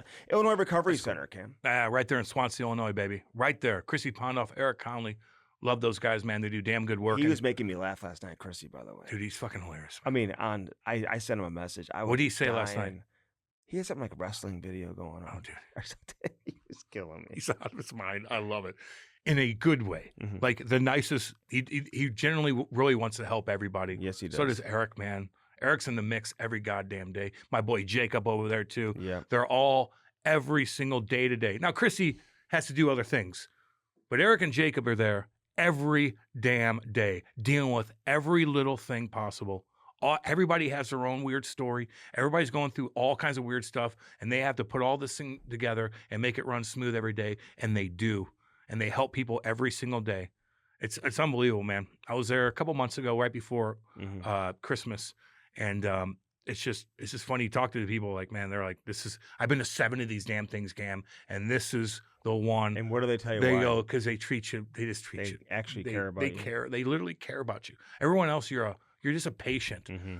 This is like, I'm telling you, they make it as a family. Like you're all part of it. It's great. And I will say this, man, because we've had a couple of our listeners who have gone into the treatment there at Illinois Recovery Center. If you go into Illinois Recovery Center, and and even if you want to keep it on the down low, you tell those guys, hey, listen, can you have Cam and Andy come hang out for a day? Oh, dude, God, we'd come hang out with you for. Yeah, man. We'll put a smile on the face. Yeah. Tell some stories. We'd come hang out with you down there. You know what I mean? I'll do it. Okay. I'll do it. It's all good. Illinois Recovery Center, Swansea, Illinois. I'll come hang out with you. You know, Andy knows. You'll be a great conversation. You ever been through this? No, not at all. God, no. You kidding me? Sparks Hockey, baby. SparksHockey.com. Get yourself a Sparks today. Cam, you don't have a Sparks, you're opening up the risk of what? Oh, well, your risk of screwing up your blades with some dipshit, Well, you're at risk of a lot of things, man. The kid not knowing what he's doing. The place being open on a tournament when you travel all the way up there. Now your kid has a big nick in his skates because all they do is step on screws and concrete and shit like that on the bench. Debris everywhere with these kids, man. And they're not really it's not a concern for them. Once you get older, you'll be like, where am I stepping? When you're a kid, you're like, fucks your skates up. He could be a dangler. He goes out there, blows a tire, looks like an idiot. The fan or the scouts are like, we don't like him anymore just because his skates suck. Don't fuck with that. Get a Sparks and do your thing. Yeah, and get one today, man. Honestly, it's the most convenient thing ever, and it pays for itself.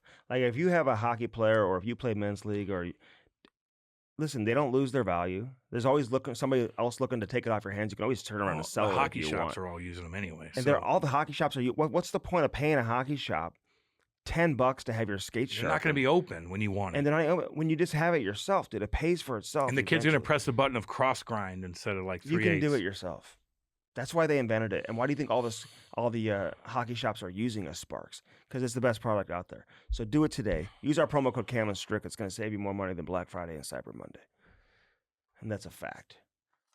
I don't like when people say things and the other guy says facts. That's facts. Okay, but that is a fact. We know, Andy. Okay. Let's keep this thing Cam, going. at Bellman, you get Swinging dicks, none of that bullshit. I tell you what, if you didn't have a truck in this last snowstorm, whoo, doggy. Man, it's Oh nice my having God. a freaking truck, A dude. GMC Denali. I never felt weird when I was out of town with the guys that I was going to come home and not make it back, even the way where I live. Even with a cracked windshield. Yeah, my crack one. It's all good. I'll fix that. Twister's going to fix that for me. But I knew I was going to be okay if I go slow, put that motherfucker in four-wheel fucking high, and do what I have to do to get up Highway Tees Hill and all that stuff. So I just felt comfortable. Kate's car did. She got that little BMW. It didn't leave the goddamn garage. No? I ain't having it. And it's all-wheel drive and all that stuff. But if we have a truck, you just Makes a Oh difference. my God, yeah, man. I love it. Well, I'll always have can one. get the Buick GMC on one Yeah, side of the street. and Buick's Buick's got some heavy cars that can I'm handle talking the if you're a snow, too. dude, but if you want to get your girl something No, like dudes can drive Buicks. I know. I don't know. I'm what you're- talking trucks with them. Do I need to talk I'm about talking this? trucks with 'Cause them. You're trying to like. I'm just saying. There's badass trucks there. Check that mug out. Troy, Missouri. All right, and Chrysler, Dodge, Jeep, Ram on the other side. Yeah. You get one of those Rams, dude. Those trucks are amazing. Yeah, dude. You're like, I can get where I need to get And you to. can get a Jeep, dude.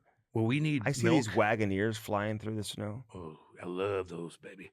One of the nicest cars I've ever been in. I'll tell you what, Danny boy, man, you got it made with it. You got so many options for people. He's got things, Danny boy. You get one of those Wranglers, man. Cam's looking at a pink Jeep, 2-door, small wheels, flames on the side. Nothing wrong with that. It's been a good joke for 3 years, 5 years now. Nothing wrong with that. 5 years they've been with us. Say hi to Danny boy. Danny, what up? And Kenny? Kenny. Dale? Dale. What the fuck? Love you guys, man. Troy, Missouri. They're Let's the go. Absolute best. You know. Speed it up, Andy. All right, Justin Williams, Mr. Game 7. He needs to get that. He needs to be making money off of that. I'm sorry. He's making money. He's fine. Okay, I'm just saying, like, you can get it. I know a patent attorney. There's things you can do. Hook him up. LLC, Mr. Game 7, joining us Right now, here, baby. Love you. On the Cam and Strick Podcast. The Cam and Strick Podcast is brought to you by First Form, baby. Use our link and do it today. www.firstform.com/Cam and Strick. Get jacked now. They are the real deal. Get that protein, check out the apparel, eat those bars, and drink those energy drinks. Firstform.com/Cam and Strick. Yeah. Now on to the interview. Are you guys partying the whole weekend for this Eric Stahl thing? Like, is the event tonight or was it last night? The event was last night. The ceremony was last night. It was nice little ceremony, and then there was a party after the game. And then today we have an alumni game played against NC State club team, hockey team. So it's a bunch of, my age and older playing against these young kids. So we'll see how it goes. I'm interested to see how it goes the first couple shifts and see, like, Dude, I'm are telling they you, homie. hitting? Should I wear Dude. shoulder pads? I got a lot of questions. Yes, yes, and yes. You better wear those shoulder pads. You're going to fall and bust up your AC joint in a goddamn, those guys are, I bet you, dude, they're going to be going 100 miles an hour, stopping on pucks, rubbing you out, so be prepared for that. I've seen, like, because the Blues alumni, you guys have played some games against college teams, and it gets a little intense, man. Like, Big you're going to time. have one or two kids on that team, Justin, who are going to be swinging their stick and, Game like, 7, fuck you. being a little chippy after the whistle. Usually if you don't want to be checked, you just kind of stop and then hopefully they swing away. That doesn't happen. They're going to stop on me. They'll stop on pucks, dude. Back to the house. Who's playing on your guys' team? All We the big have a- dogs? We have a pretty good lineup. Myself, Roddy Brindamore's playing, Tim Gleason's playing, I think Jeff Daniels is playing, Ray Whitney's playing, Cam Ward's playing, Eric Stahl's playing, Chad LaRose, Mike Commodore, although from last night I don't think he'll be in any good shape today. You'll be fine. Mike Commodore, is that what you said? Yeah, you're fucking Mike partying. Commodore. He's okay. Just ask him Yeah. about Babcock or something. Yeah. and that'll wake him up. Yeah, Brett Hedican, Sean Hill, Cam Ward's, and I. We got a good team. We got a good team. God. Hedican and Sean Hill. Now you're going way back, man. Like, these are Yeah. like, Hedican, is he Yeah. still skating like just like a figure skater out there, just wheeling I'm around? assuming he looks good. He does player development for Anaheim. Yeah. So he lives down in San Diego now. So he's still in good shape, and he could always skate, that guy. Oh, him and his wife. Oh, yeah. Yeah, exactly. They had great edges. Yeah. Sean Hill played here for a little bit too, man. I Yeah. remember he was on the team when I first, like right around when I first started covering the team. He's an old school man. He played for a long time. Those are some great names. I love the fact that you said Brendamore plays. Like, this guy's coaching the team, and he still takes time to, like, hang out with the boys and be a part of this. I think that's cool. Yeah, no, it was an interesting event last night, right? Because for me, it was especially I had old teammates on both sides, right? Like current players that I played with a couple years ago, and then obviously older guys that have let themselves go here a little bit, and their teammates, ex teammates as well, and so it was kind of a fun little dynamic. I pulling from both sides. So when you guys all like, do you guys go out to a bar afterwards and all meet up and eat? And if you do people in North Carolina like, God damn, there you are, baby, Game 7, or are they just chill? Wow, I mean, obviously you get really, really noticed at the rink. I mean, I spent a lot of my time in hockey rinks with youth hockey and stuff. So yes, obviously at the rink, you're going to get more notice. I mean, like a golfer, golfer golfing on the driving range, that looks different. That must be a real golfer, right? But, you see him in a grocery store or whatever, not really, right? Restaurant, not really. But Rod Brindamore has a face that, right? Like he's got a very distinct face. You're like, oh, that's Rod Brindamore. It's not like, oh, who is that? No, it's Rod Brindamore. Yeah. Like we know who that is. So we're okay around here, Raleigh. It's pretty laid back, as you guys know.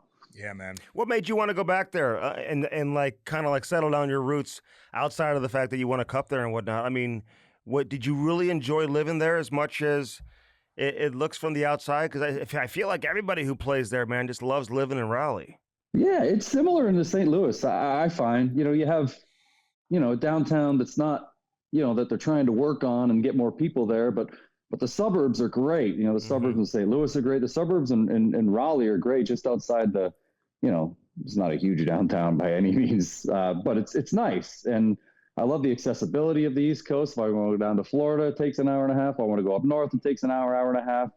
Back to see my parents in Canada, it's a quick hour and a half flight to Toronto. I like the accessibility of it. I like the climate. I like that I can play golf year round. There's a lot of things I liked about living here. And we just kind of said, you know what, this is a pretty good place to set up shop.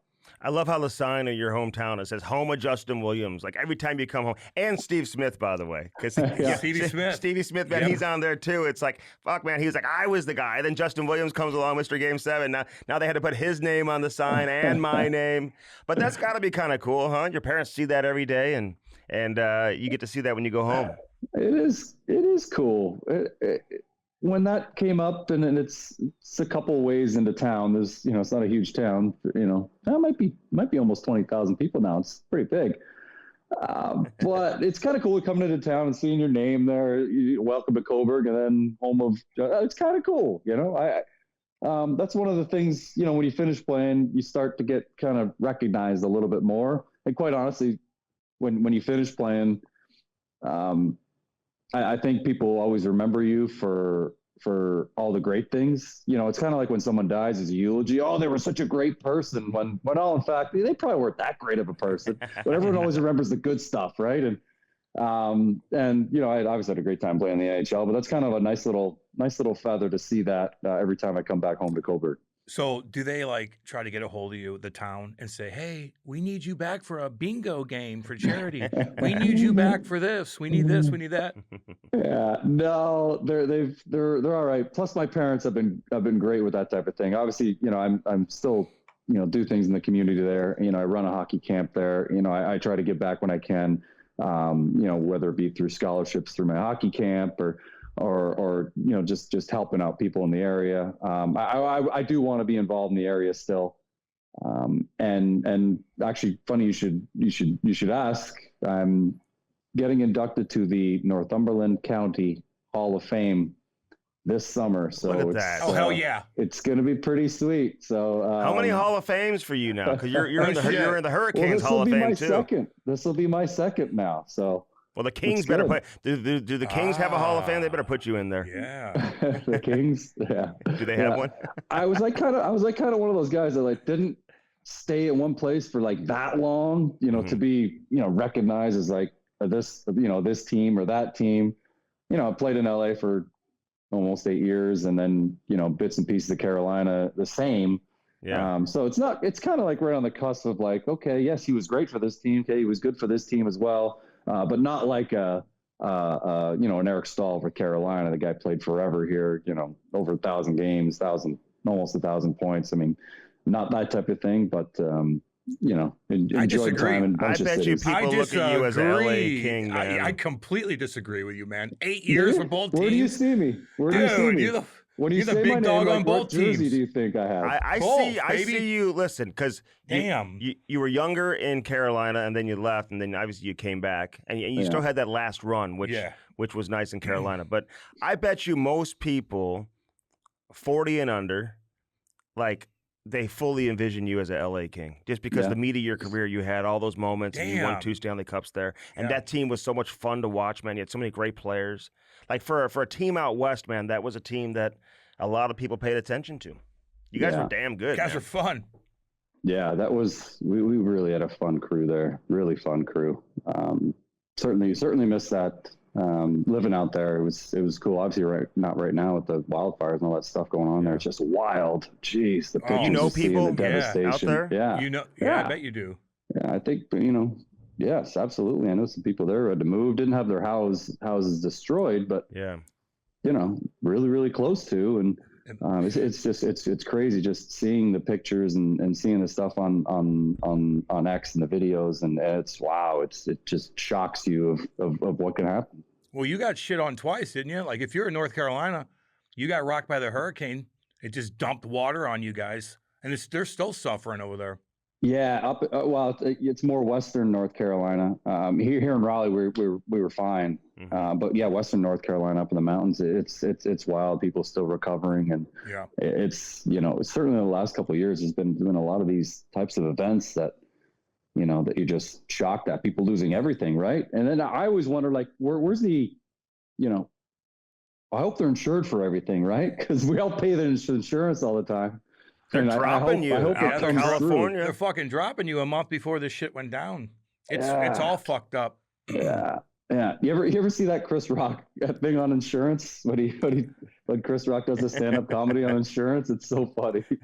He's like, I give you money in case shit happens, but if shit don't happen, shouldn't I get my money back? It's like, nope. Yeah, but no, you don't. No, you don't. So, that's funny, man. Yeah, I just hope these people will be able to, at some point rebuild. Hey, did you ever patent or like get the LLC or whatever on Mr. Game 7? Like, do you own the rights to that? Like, do you sign autographs, Mr. Game 7? Because you should be making money off that. Or is there somebody else that goes by Mr. Game 7? It's like, like Reggie Jackson was Mr. October. You had Gordie Howe was Mr. Hockey. Mr. Game 7, do you own that? I do not own it. No, I when I played, I definitely shied away from hearing that, and now that I'm retired, I'm like, well, it's pretty freaking cool. It's a pretty freaking cool name, but I don't have it patented. I don't own it. Dude, you need to get your agent on that. You need to you should be making love money on that. Yeah. Listen, the name is awesome right now. Like the name is awesome, but back when you're playing, it's hockey. We're just all about team. We're all about this. And then when people just single you out like that, you don't really, it feels uncomfortable, right? So, but when you're on TV or on a podcast or on a panel or, doing stuff, it's like, okay, well, I don't mind it right now. It's all right. Yeah, because in the locker room, they're calling you Game 7 or whoever it is. And then you go out there and you duff the puck a couple times. You're like, wait a minute. But, sometimes you go back and have a bottle of wine. You think to yourself, somebody calls you Game 7 on social media. You're like, you know what? Goddamn right. Maybe it's not bad. Yeah, our goalie on our team, Pyotr Kochetkov, he's hilarious. He's like one of those, like the happy Russians that are always, smiling and stuff. And anytime I walk in the room, he's like, "Hey, Mr. 7 Games." Hi. Mr. And I'm 7 like, "Hey, Games. buddy, what's up?" I love it. We got to get Cam Ward to make a Mr. Game 7 wine for you. You should have your own. Yep. We should have your own wine. No, but like, did you walk into Washington's dressing room and like introduce yourself to Ovi as, "Hey, I'm Mr. Game 7," just so you know. Just so you know, Ovi, I'm Game 7 over here, okay? Yeah. You're giving me that captaincy, right? You just hand it over. Just send it over. No, I mean, that was a cool place to play too. I mean, albeit it's only for a couple of years, and they won the Stanley Cup the year I left. I know. I would have liked to have been there for that, but that was also a team that you enjoy every player that you play with. Almost every player that you play with, and that was a really fun dressing room as well. And I think that was kind of the first time I wasn't upset when someone else won the Stanley Cup. I mean, yes, I was pissed I didn't win, but I was like, oh, those guys, it's not that bad. I play with them, a lot of friends, and I was happy they got one.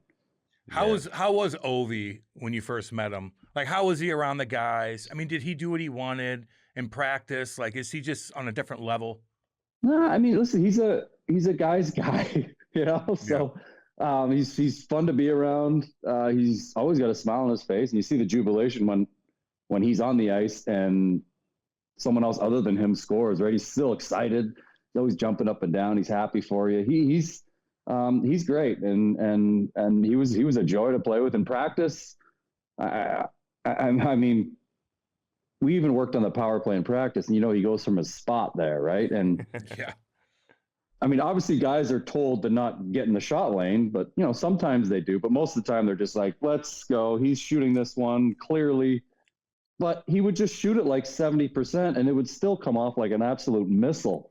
And the goalie was like, Holtby at the time or whoever was in net, he would just put his hands up like, because he doesn't use like 110 flex like Chara. It's like an 82 flex for 235 generously pounds given Ovi, right? Like he is leaning on that thing just a little bit and it is flinging off there. So he was a fun guy to play with. Well, a memorable guy to say the least. Is he working out after games? Like, is he stretching? Like, he's so No. durable. Does he just do what the fuck he wants and he's a freak? No, he's not stretching. I've seen him stretch a couple times, but yeah, he gets himself ready for the games. He does he did like some power cleans and stuff to get ready for games and like heavy, like he'd be lifting like a heavy weights. I'd be doing my band work with 4 pounds and he'd be like squatting, trying to get ready for the game. I was like, well, that's a different approach to it, but he did the work. He did everything that was necessary to him. And, I can't believe he's still doing it at the level he's doing it at. But it's funny, man. Dan Boyle came on with us, man. He played a long time. He never stretched. He doesn't believe in stretching. Yeah. I've heard you say that you learned like to stretch, right? As your career went on, like you started like appreciating like what stretching can do for you. Like, but he never stretched and he never really got hurt. And he said all these other guys that would stretch all the time. He actually mentioned Brett Hedican, I think. He did. And he said he's always hurt and he's always stretching, but he was always hurt. I know. And sometimes more information is maybe not conducive to success. The less you know, the better. If you just do the same thing, have problems with it, go ahead. I mean, Phil Kessel, I don't think he stretched either. And he played, what's he got, the Ironman streak? I mean, I know. You can't explain some of these things. But when I first came to the league, as you said, Strick, like, I saw guys, I saw Luke Richardson especially. I was like, here's this big tough guy, fight anybody, nose off to the side, and he's stretching like Gumby. I was like, holy, look at how flexible this guy is. And he played for a really long time, over 1,000 games. I was like, okay. And you don't do it right away, but usually as the years go by, you're like, maybe I should try that. Yeah. Paul Correa would stretch for like hours. He'd have his own little bag full of bullshit.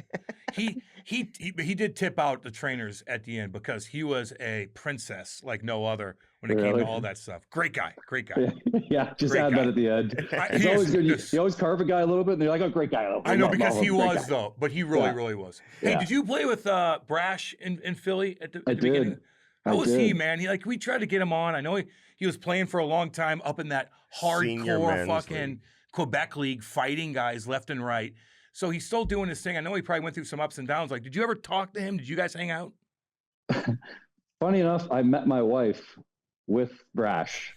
When he got traded to Philadelphia, I was young, single. He was like, I think it was a Friday, or actually I don't even know what it was, but I was like, hey, take me out tonight. And I was like, okay. I took him out tonight, and it's funny enough, when I was out, I met my wife that night. So it's funny.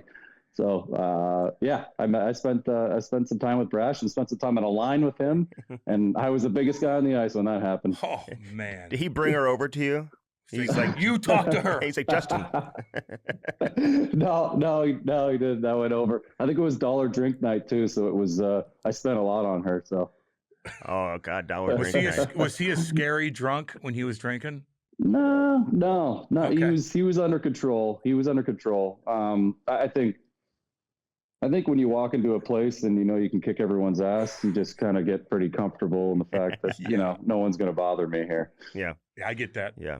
I know. Andy gets that. I know what that feels like. Jesse. Andy gets Hey, so when you're the alpha in the room, exactly. No one really wants to take the title. Hey, when you're in Washington, though, you saw Gretzky or Ovi score 50 goals one year, and then he scored like 30 something. Like, was that when Barry Trotz was trying to get him to kind of develop some type of defensive game and two-way game as well? Like, what led to his numbers going down so far? And were you guys like was he like unhappy that year when he wasn't scoring? Like, I'm just curious how an Ovechkin handles himself and what his mood is like when he's not putting the puck in every night. Yeah, 30 goals. That's embarrassing. That's an embarrassing number. Exactly. I don't know who would ever want 30 like goals. 33 or something. Yeah. I think maybe it was the first year. It might have been, but I think TJ Oshie might have beat him in goals that year. If he didn't, it was really, really close, right? So the one year that Ovi didn't, and I don't even know if that's right. You guys can fact check me on that one, but I think it was really, really close. But no, I mean, he was fine. I mean, if you look at Ovi throughout, his time with Barry Trotz, yes, you do things one way for a certain amount of time, and the margin of error and the margin of difference in any of these hockey games or any of these hockey teams right now, it's so minuscule, right? So, if he could get Ovi to just do a little bit more, other than goal scoring and just add to, become a more complete player, it wasn't a lot that was needed. And I think, maybe a little bit was taken back from the offensive side of it. But it made him a better player. And if you look at him throughout that Stanley Cup playoff run that they won, I mean, it was actually inspiring to see, a little bit of change in things that are important on the ice, not just goal scoring. And he bought into that. And, he was a real leader throughout that Cup playoff run. Yeah, no, he and Oshie, they tied for the team lead. They tied. 33 goals. So would he go down and block a shot? Everybody's like, God damn. Like, Yeah. Whoa, baby. Like, Barry, what'd you do to him? What'd you do?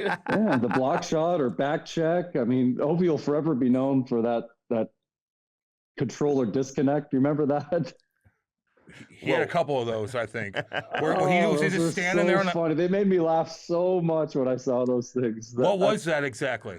So, when you used to play video games, your controller's plugged into the unit, and if the controller unplugs, then your guy that you're in control with just kind of goes like this. Yeah.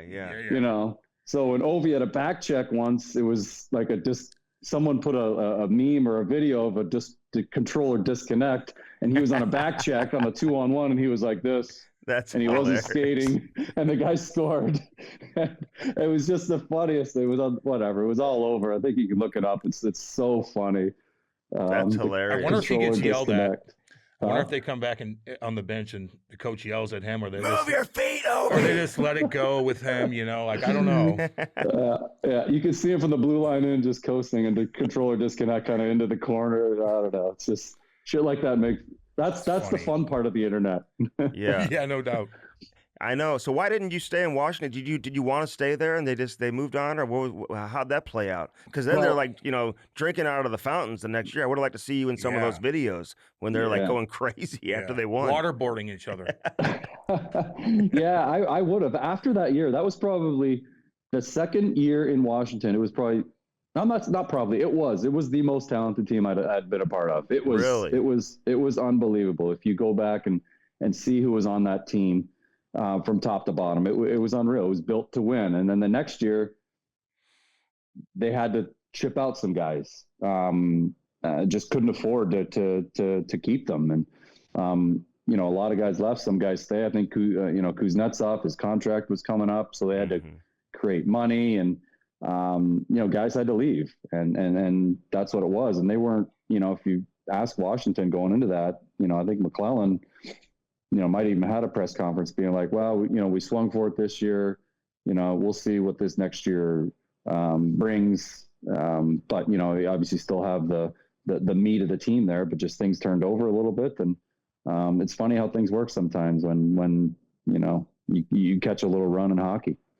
I know they had so many. No, you're right. They had a ton of talent, Yeah. but they had so many playoff defeats, man, where they just couldn't get it Pittsburgh. done. You just wonder if they were ever going to get it done. But was it weird going back to Carolina and now Rod Brindamore is he's your coach, like he's your boy, he's your teammate. You guys win together, because like listen, Bernie Federko here in St. Louis, like he was best friends with Brian Sutter, and then all of a sudden Brian Sutter became the coach, like, and that just creates a completely different dynamic for your friendship. Did you find the same thing with Rob? Was that different, or were you guys able to just maintain your friendship even when he was your coach? Well, I think it was. I've been asked this question before, and it was not an issue at all. I didn't. I mean, what you want from a captain and a leader and an older player on your team is to convey the message that the coach is bringing into the dressing room and feed it onto the rest of the team, right? That's the job of a leader. That's the job of a captain. And Rod and I's game and our mentality were so similar that I know what he wants. I know how he plays. I know how he wants us to play. So, I just kind of tried to convey that within the dressing room. And if you're honest with each other, that's such the best way to do. I know when I'm shit. I know when I don't play well. I know when I need to be better. And, he'll tell you that, yeah, you need to, yep, I know, I hear you. Right. And I think honesty is one of the best things. And about Roddy is how upfront he is. He's like, when you're not playing well, I need to tell you, I need you to do this is better. You need to start, if you want more ice time, you got to start out playing this guy because he's playing better than you. It's just an easier thing to do as opposed to, not talking to somebody or having very poor communication skills, especially with young players that, always seem to want more. If you want more, here's the avenue to get more. You got to outplay this guy. You got to be better that way. And it was it was pretty easy, talking to Roddy. He commands the respect and, you give it to him and there's something about a coach that played that you just give it just a tiny bit more for him. Yeah, I hear that all the time. Well, not just played though. Like when you're practicing with him, like he's probably doing drills with you. Then you go into the gym with him as a coach and he's more jacked than all you motherfuckers. And then you're like, wait a minute here. You know what I mean? Like, so it's like it adds on some value to that. Yeah, it certainly does. I mean, he is in there every day. Him and all the coaches are in there.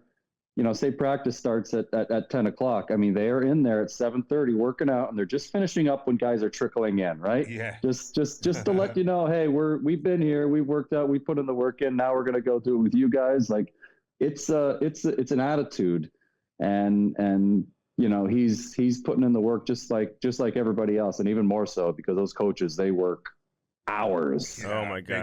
Big time. The assistant coaches probably are like, okay, like I don't really want to work out. I'm today. tired. It's like I have to go. We had seafood Rob's last like, night. come on, I want to see you guys in the gym at 6:30. Yeah, I know. Man. That's what I'm They're saying. probably, God, I hate working for Rod. I know. No days off with him. Hey man, in Philadelphia, people always forget. It's like it's almost like Mike Richards and some of these guys, man. You forget that they, got their start in Philadelphia. Richards obviously had a great run there too, but you're in Philly. Like you had some terrible injuries, man. Like really bad injury luck. But you kept coming back from injuries like in no time. Like your Achilles injury, they thought you were going to be out like way longer than you were. Were you always a quick healer? And were you like questioning if your career was ever really going to get on track and you were going to be able to have a long playing career when you were dealing with all these setbacks? Yeah, I had some, and I had to attribute it to shit luck. Like I just had to, right? I had, 2 ACLs in my left knee. I had an Achilles. I had, shoulder surgery. I had ankle surgery, broke a leg. I mean, broken hand too, right? Broken hand. Yeah. There were some shit injuries and I had to come to a point where, where you're thinking to yourself, is there something wrong with me? Like, am I a Band-Aid? Can I not stay healthy? Am I made of glass? Like, what is it about me? And you need to, and what I did was flush all that stuff out, all that negative, injury prone stuff that people would write about you, or that, you would internally, subconsciously think about, right? Or maybe I am, there's something wrong with me. And, I just needed to flush that out and positive think that was just shit luck. That's not going to happen again. I know what I can and can't do on the ice right now in terms of, sliding through checks, taking hits, when to absorb a hit as opposed to trying to get out of the way. I mean, there's a lot of things that you got to learn when you get to the NHL, right? And you see it a lot with younger players. Instead of taking a hit, they'll try and get out of the way, and that might put you in a vulnerable spot where you might get your knee caught or your leg caught or your ankle caught and get hit, right? So, yes, to answer your question, long-winded here, sorry, but I had to flush all that stuff out that it was just bad luck, and let me get back. I'm fine. My body's fine. I'm going to be healthy. And later on in my career, I didn't miss many games at all. Yeah, that's a good answer, man. Absolutely. And kids need to know that too. Like when to take one, when to spin off a guy. Yeah. You see it all the damn time. But then you went into the 04 lockout. Did you do it? Where'd you play then? Sweden, right? And did you, because the year after that you started, your confidence was there. You were healthy. Yeah. Like how was that 04 lockout? Yeah, that 04 lockout, I went over to play in Luleå, Sweden. There was a couple teammates, well, just one teammate, Nicholas Wallin. He lives up in just about 30 minutes from Luleå, a little town called Boden. And he said, hey, listen, we need a guy. I'm going to have the GM call you. Would you be interested in coming up there? So, first thing first, you're like, okay, let me check this out on a map, Luleå. And then you just keep going north, and you're like, holy smokes, that is way the heck up there. And just a few hours south of the Arctic Circle, right? So I said, why not, right? I mean, I need to play hockey, and I don't know if hockey's going to start again during this lockout. And I was glad I did. It was an unreal experience. It was neat to play. I think it helped me as a hockey player for sure, just confidence-wise. Playing a lot, but there's a lot of good players over there too. And, people forget, oh, you're in the NHL, you're so much better than everybody. No, you're not. Just like I said earlier, the margin is so small. And even there's really great players. And that was a really great league, probably the best league that was going on outside of, outside of the NHL. Obviously there was no NHL that year. And it was a fun time. I really enjoyed playing up there. I got to eat reindeer meat and go dog sledding and do a bunch of things that I probably wouldn't have ever done. Listen, man, I said Mike Richards, and he had a great run in Philly. But I was thinking of Patrick Sharp, man, because he had such a great run with Chicago. Mm-hmm. But he started in Philly too, and it didn't really work out. Like, did you get along with Hitch? Like, he was your coach for 1 year. I feel like you were there for 3 years, and you had 3 different coaches, so you couldn't really establish anything with a specific coach to have them get confidence in you. But did he like you, and did you like him? Oof. I mean, when you're playing, there are not many coaches that you really, really like. Yeah. I mean, when you finish playing, you're like, okay, well, I like that guy got the best out of me. There's not, days where you come in and be like, oh, I love this guy every single day. So I'll preface it by saying that. Hitch, I don't, whether he liked me as a person, I mean, I don't know. But, as a hockey player, he was tough on me. Absolutely. And, I was totally fine with that. But, I don't think I was his favorite player. I think he had probably a good part in getting me moved on to another team. But, sometimes that's exactly what you need as a young player. And I don't have any ill will towards anybody in my hockey career. I think everything happens for a reason, and you can make your own way. And, there's obstacles in the road that will try to derail you. And there's people that will tell you no. And you just got to push through if you want to. So I don't think Hitch liked me. No. He was tough on me. He was a tough guy to coach the team, but he did well for them. How can he not like you though? That doesn't make any sense to me. All you do is get the puck out of the zone and score. Like even back then, I bet you, every time you're getting the puck out, you're blocking shot. Like how can he not like you? I have a tendency to kind of make some riskier plays as a player. And I wasn't, super talented enough to have those offset all the time. Right. So, if I made a turnover and stuff, the pros didn't always outweigh the cons, certainly when I was younger. And as I, kind of alluded to earlier, you learn what you can and you can't do. And, as a young player, there was a lot of learning the first few years of how to play hockey and how the game is played and what you can and can't do on the ice. And, that can kind of irk coaches if you keep turning the puck over in places that he doesn't want you to turn it over. So, I just remember Hitch sometimes when I'd go out on the ice and I'd turn the puck over and he'd come back, he'd go, Willie, go sit at the end of the bench. You're done for the night. And I'm like, oh, damn it. Yeah, man. Who took you under their wing, though, man? You had some great vets, though, when you were in Philly. Like some really good players, right? Great vets, really great vets. And I roomed with Keith Primo. Keith Primo was my roommate for, my first 4 years in the league. And, it's funny, nowadays you think about it and you remember, holy crap, they had roommates back then. Like Keith Primo had, 4 kids and was 27 years old or 28 years old, and he's rooming with me. It was a different dynamic back then, right? But he was one of them. Rick Tocchet was a guy that really brought me along a lot. I mean, he took me everywhere with him. He said, "Hey, Willie, we're going to California to work out this summer. Okay, let's go. Hey, we're going to Vegas to play in this hockey game. Hey, we're gonna go work out here." Like he brought me everywhere and showed me a lot of things. So probably Rick Tocchet was one of the bigger influences in my young career. Were you like, he's going to be a coach someday, and he's going to be a great coach, and he's going to have to deal with JT Miller and Elias Pettersson hating each other? Pettyville. Pettyville, that's what you call it. Yeah, he was probably one that I thought would be a great coach for sure. I mean, just you talk about a guy that commands respect, right? he's one of those guys, and didn't happen for him right away, right? A couple stints that didn't go the way he wanted, and Vancouver is going fine. But he was probably one of those guys that was like, yeah, I could see him as a coach. Hey, what about we had him on, and he's got a hell of a story. Went through hardcore times. Kevin Stevens. Did you ever talk to him?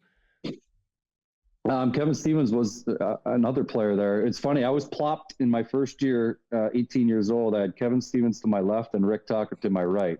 And these guys would just go at each other nonstop. It was a hilarious dynamic. But no, I've seen Artie a few times. But we were just together just for a little bit. How was Roenick? Roenick was great. Another guy who came in my second year, and I played a lot with him and Simon Gagne.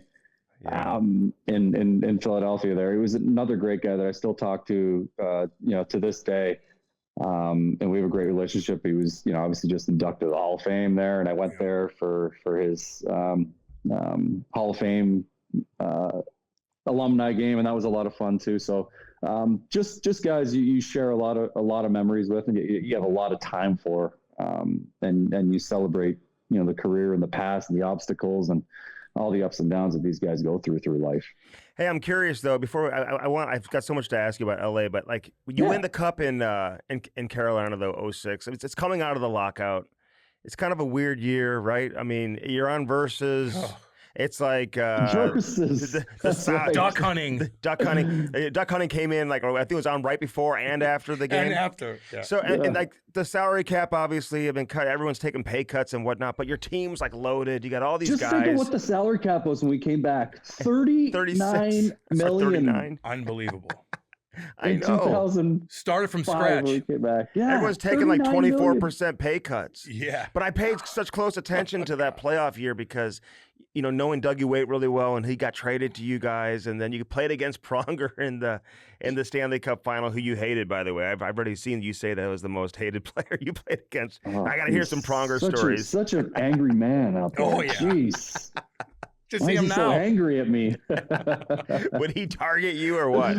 No, I don't know. Just, this a guy that just knows exactly where to get you in the right spots, and my arm would be, right here, right under the elbow pad, or right over the elbow pad, under the shoulder pad. He just, he was just, you always try to like against guys that might hit you or are really tough to play against. You try and cut deals with them before the games, right? There was no cutting deals with Pronger because he would just snort at you. I'd be like, "Hey, Prongs." He'd be like, "Oh." I'm like, God, why is he so angry? Is there anybody else like close to that? Like even a guy like Matt Green who would like kill guys. Yeah. I remember during the lockout watching him play like for North Dakota, and I was like, "Who is this? This guy's crazy. He shouldn't be playing with college kids. He's gonna kill somebody on the ice right now." You know? Yeah, But yeah. was he a yeah. happier guy though on the ice? Yeah, I mean, playing with him was a lot more fun, definitely. Yeah, he was one of those guys, just impactful, right? And Yeah. in his own special way. And he kind of like, I would say he kind of perfected the punch hit. You know what I mean? Where you have a guy and you just throw him back like that. It's like the punch hit. Sternum. Like Sam Bennett does. Yeah, Gudis does that a lot now too. Yeah, I think he's one of the few guys that just kind of throws the punch hit. You're like, is that legal? I mean, it seems to be legal. Hey, if they had to dress you for a game tomorrow, could you get by and not look embarrassing? 11 minutes. 11 minutes. Can you play 11 minutes, block some fucking shots, get the puck in deep, good changes, Score a goal score a big time goal in overtime? I wouldn't be able to get up the ice, but I think I could grind that out and not look stupid. Yes. Yeah. Yes. All right. I think I could grind that out and not look stupid. Yeah. You could be do like, it. okay, well, he was all right. I didn't notice him too much. Yeah. But what do you so do kids come up to you and say, like, how are you always in the right spot at the right time in the most important part of the game? Like, how do you explain scoring all these magnificent goals, these important goals? How the hell did you do that? I think to start, you have different types of hockey players, right? You look at players in practice, who shoot well, who skate like the wind, who are physical, who, shoot the puck 90 miles an hour, who are big and have all the tools, right? But it always comes down to, can you play the game? It always comes down to it. And can you play the game when it matters? And I was never the best player on the ice. I knew that, right? But in the big games, I knew that for one game, I had the ability to do that. For 82 games, I got no chance of being the best player every night. But for that one game, that's a game 7. I always tried to get in my mind that I could be the difference in this game, and I can be the best player on this game and have the biggest impact for this one game. And I played on a lot of great teams, and thankful for that. But to your answer of being in the right place at the right time, I just I wanted to try and be the guy and to make the difference and be the difference in the game, and just for that one small game. So was it a mindset though? Because like in these game 7s, the more you played, like it became a storyline going into the games. Justin Williams like always comes through in game 7. Would you tell yourself like and pump yourself up going into the games, being like, listen, this is my time. Like I'm the man. I'm the man in game 7. Like, are you aware of what you're doing? It really didn't start to become a thing until, maybe like game 5 or stuff. And some numbers started to appear that, made me look, like I was one heck of a player in game 7s. Then it really started to become a thing. Then you're like, okay, well, there's a different added type of pressure here onto this now. Guys would razz me about it and loosen up the mood. I remember being in LA and I think it was probably Rob Scuderi, I believe it was, before the game. He's like, boys, no sweat. We don't have to worry about this one. We got game 7 on our team, so don't worry about it. Just kind of loosened everybody up. I got it. Yeah. I was like, don't worry, boys. I got it. It was just it was fun. But on the other side of it, I lost the game 7 when we were in Washington, my second year there in game 7. We lost to Pittsburgh, who ended up, going all the way and winning back to back. And, at the end of that game, we were losing 2-0, about 30 seconds left. And you had to take it sometimes. And the guys on the other team would be like, game 7, huh? Just that type of thing. Just game 7, huh? Not this year, buddy. That type of thing. You just had to eat it, right? Because they beat us 2-0 in game 7. But it started to become a thing kind of around game 4, game 5 of the game 7s that I played in. Yeah, that was the only game 7 you lost, though, right? 8-1. Yeah. When you were in Washington. Yeah. So, hey, what's the nicest thing Daryl Sutter ever said to you? Was he ever happy, Daryl? Probably you have a great family. It's probably the nice thing that he said to me. Yeah. So he, for as hard as he was a real softy with kids, right? So I would try and bring my kids in as much as I could, especially if I played shit the game before, so he wouldn't be as bad as me, because he loved having kids around the dressing room. That's nice. Did you like playing for him though? Like, I mean, he's such a tough read. Like, you guys had a lot of success, but then you hear some of the stories, and then like it just didn't seem like it ended well for him when he went to Calgary, just in terms of how it looked, like from a distance when you watch the games and hear his press conferences and stuff. Like, did you guys you hear about it, you guys locking him out of the dressing room and stuff like that? Like, all that stuff happened, didn't it? Yeah, it did. I mean, there's a lot of stories like that, but at the time, did you love Daryl Sutter every day? No, definitely not. Did he piss you off a lot? Yes, he did. He would say things that I don't think he necessarily believed, but he would say things just to see the response, right? And I think that's what good leaders do. They don't, they're able to push the right buttons that different individuals need to maybe get them out of their comfort zone a little bit. Just to see how far you can push them to get better. And you have to be pushed. You have to be. I'm a firm believer in you can only do so much yourself. And it's your teammates and your coaches who are able to get you that little bit extra out of yourself just to see how great you can be. And he pushed us. There is no doubt. But we have great memories together and celebrations that'll last a lifetime because he did those things. So I hated playing for him at times, but when I look back at my career, I love that I got the time with him because he got the most out of us. So who's harder on you, Daryl or Hitch? That's a toss up there. That's a toss up there. I had Daryl for more years. But that's a tough one to tell. But I always, was fine taking it from coaches. It's okay. You figured it out. You figured it out. Yeah, I mean, I know it. At the end of the day, they don't dislike you as a person. They're just, they're coaches. They're going to do what they do, and they're going to try and get the best out of you. And they have different methods. Some of them are giving you a pat on the back, and some of you are giving them a kick in the ass. So, I respond to both. Listen, Kopitar is a guy, he's so intriguing to me because, he doesn't get nearly enough attention. Like, he's been playing forever. He's been doing this for such a long time. Did you know he was that good before you got there? Like, when people ask you about him, like other players around the league and stuff, when they would ask you about Kopitar, what do you say about this guy?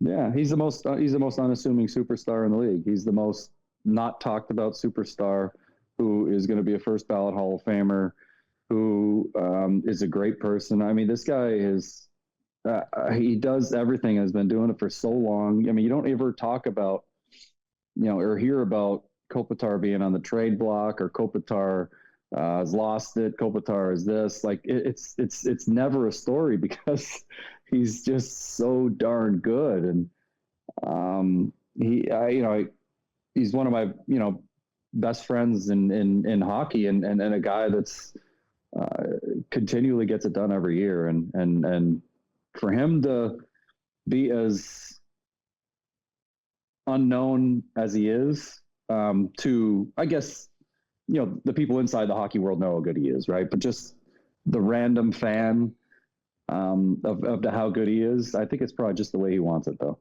What about that Drew Doughty? Like, would he go after? Like, would him and Daryl go back and forth? I feel like Doughty works his ass off, man. Hell of a player, but he just fucking does what he wants.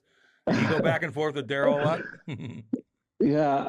Well, he was still, he was our all-star defenseman, but he was still a little younger, right? Like he was still a little younger. So, there was nobody really talked back. People talked back to Hitch a lot. There's certainly on the veteran team that I was on in Philadelphia. And I was like, geez, what is going on? I've never been on a team that talked to a coach like that. Sutter wasn't, you wouldn't turn back and talk to him like, talk back. You just nodded your head and, motherfucked him, to the floor on the bench. You wouldn't go back at it. And Drew was funny. He would just complain to us about it. He'd be like, why is he so on me all the time? Why is he this? Why is he that? But they would never go, back and forth like that. They'd have their meetings and stuff. And I remember a really good story of Drew playing, and Drew was getting up in the rush so much that Daryl said, oh, you want to fucking play forward now, do you? So he just, go play right wing. So he's like, right now? He's like, yeah. So he was on there he went out and played right wing for about like 3 or 4 shifts. He's like, I don't know what I'm doing out here. And he was like, oh, you want to fucking play forward? Go ahead and play forward. And it was for at least a half a period. Then he sent him back to defense. It was just like little things like that just made it unique and have really good memories, fun memories. Hey, listen, man, you guys are winning Stanley Cups. It's in LA, and everyone's crazy about it. Like, what celebrities were you guys hanging out? Who was around all the time? Like, were you hanging out with guys? Beyonce? After games, were they having you over to their house and stuff like that? Did you feel like you were big dogs in Southern California competing with all these other teams from different sports? Yeah, we were kind of big dogs. We had a few year stretch there where we were winning championships, and there was no football team there yet. The Lakers stunk for a couple of years, and the Clippers were not good either. So we were the game in town, right? If in Celebrityville, Hollywood, right? You want to go. Celebrities want to go to a team that does well, that they get to see, get their fandom, get people. Oh, look who was at the Kings game, and we were kind of the game where it used to be the Lakers for a couple of years. It was like, all right, who's at the Kings game tonight? And they would always come down after the game. Hey, so-and-so celebrity wants to meet you guys, or come to the room, and that type of thing. But I think the probably constant celebrities that were there were like Will Ferrell and Vince Vaughn, Tom Hanks. Those guys were at a lot. Matthew Perry, he was there all the time and was good friends with Kopitar as well. So, I mean, those guys, were there quite a bit. So David Beckham was also there quite a bit. He was at our Stanley Cup celebrations, and he was there quite a bit as well. So did any young rookies? They're in LA. They're making like $700. Did they ever go up to some celebrity at a bar or something, and they're like, "Sir, you don't make enough money." A little wake up call for some of these young guys. I know, right? Yeah, there's rich, and then there's wealthy, and, and that's certainly the way it is in LA. But Hollywood, we wouldn't go there as much, right? I mean, it's a hike an hour into Hollywood. It's a process, right? Yeah. Some of the young guys would go, but we had our little thing there in Manhattan Beach, Hermosa Beach, where we'd go and enjoy ourselves after the games and have fun. I get you. Fun team, man. Can I ask you one? It might be a nerdy question, but I do want you to answer it seriously. Like, what moment sticks out the most, though? Like, what's the one? I mean, you have so many of them. Your favorite Game 7 Your favorite moment. where you're like afterwards, like, God, I am the man. Like, which one, if you had to rank it, don't say they're all great, because I get that. Yeah. What's your number one? I think my favorite series I was ever a part of was 2014 against Chicago Blackhawks. It went to 7 games. We were up 3-1. They came back, tied at 3-3, and we went to Chicago for Game 7. And that was, to me, one of the most up and down series, most memorable series I think I'd ever been a part of. It was amazing, the ups and downs, and then finally winning it in overtime in Game 7. Alec Martinez scoring was pretty much a time where I was like, yeah, we are freaking good. And that was a good moment. Did your wife call you Mr. Game 7? Would she say, get over here, Mr. Game 7? At nighttime, get the romance going? Come here, Mr. Game 7. Get you fired up a little bit. That's funny. Man, Alec Martinez, he's still doing it too, man. He was good. He scored some huge goals. Yeah. I mean, I think about your goal against Lundqvist, man. Like, I mean, you just had so many different moments, man. I mean, you should be proud of that. There's no doubt about it. But Jeff, real quick, Jeff Carter, Mike Richards, all these guys. What's his name? You guys got the kid from Slovak, Gaborik, when he came over. He was unbelievable for you guys. Like, I mean, you guys kept adding players. You know what I mean? Like, who'd you play with the most in LA? Who was on your line? I played with one player. It's tough to remember what lines you played at, because Sutter switched it up quite a bit. But I think during the first playoff championship in 2012, I played a lot with Kopitar and Brown. And then our second championship in 2014, I played a lot with Jarrett Stoll and Dwight King. We were, I would say the third line probably. Yeah. And we had a lot of depth and scoring from every line and, you know, had a really, really tough team to play against. Jance knows that. You know, St. Louis was super tough to play against as well. And, you know, a rival of ours throughout those years as well. Yeah, they had a 2-0 lead on you, I think, one year. I think they won. It was I think 3-0. No, it was 2-0. I think Yeah. the Blues won the first 2 games of the Yeah. playoff That's right. series. Yeah, And then you guys won the next 4. They did that against Chicago too, man. The first Stanley Cup you guys won, like you guys were the 8th seed and just rolling through everybody. Like, did you guys know entering the playoffs that you were that good? Yeah, that was wild. I mean, I think winning that one in 2012, and just think, we were up 3-0 in every single series we played. Every single series, we were up 3-0. So I think the hockey gods they said this isn't going to happen. So in 2014, we went 7 games. The first three series is too. So to answer your question, no. Would we have thought we'd have beat Vancouver? You know, the President's, you know, the President's Trophy winning Vancouver Canucks in the first round in 5 games? No.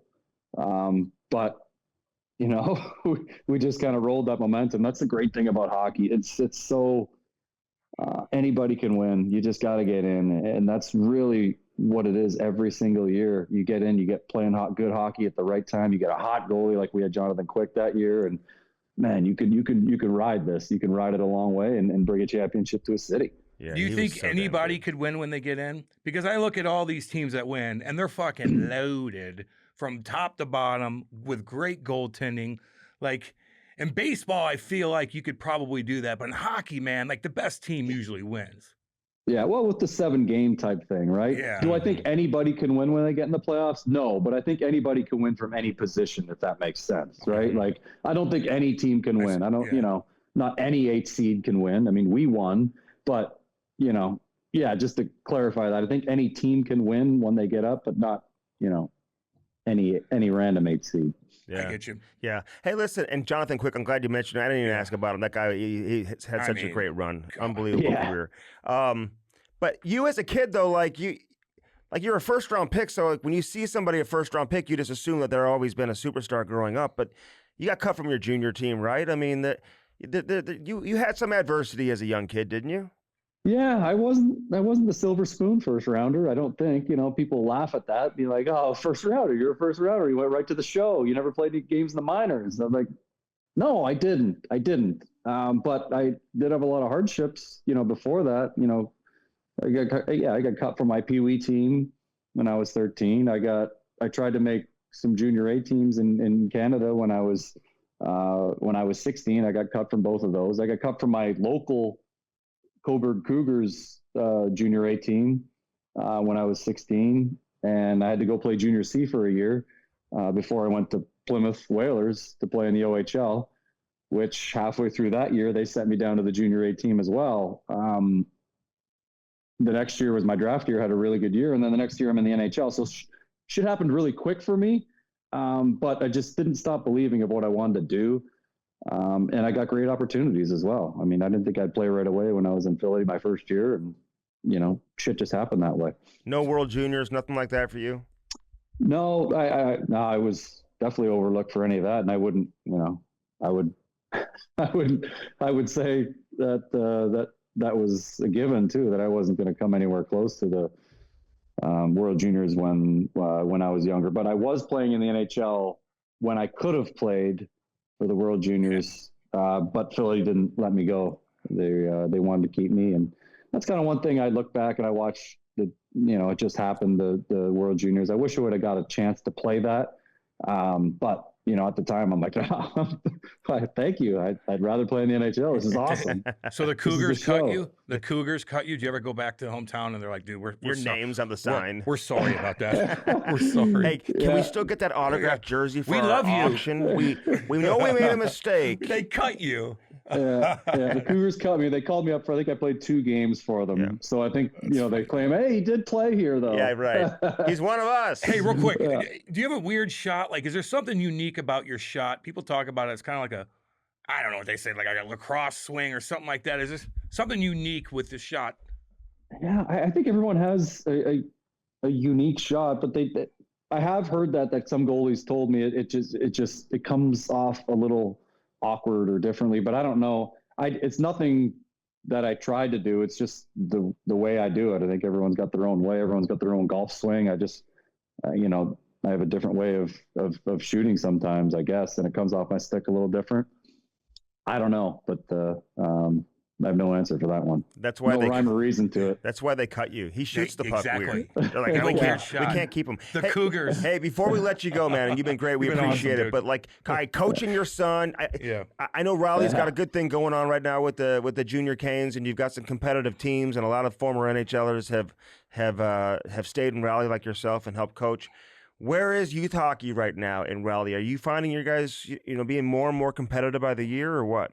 Yeah, no doubt. I mean, hockey, it just kind of, when we won here in 2006, that's when it started to, youth hockey started to, that's the pro hockey team here. That's kind of cool. Let me send my kid out. And it's slowly grown, to what it is today. And the Junior Hurricanes have a pretty good organization here of growing the game of hockey and putting competitive teams here. And, it's hockey in the South, right? I mean, yeah, you have to travel. And, in North Carolina here, we have, good enough teams for one really, really good team. So when you do that, who are you going to play?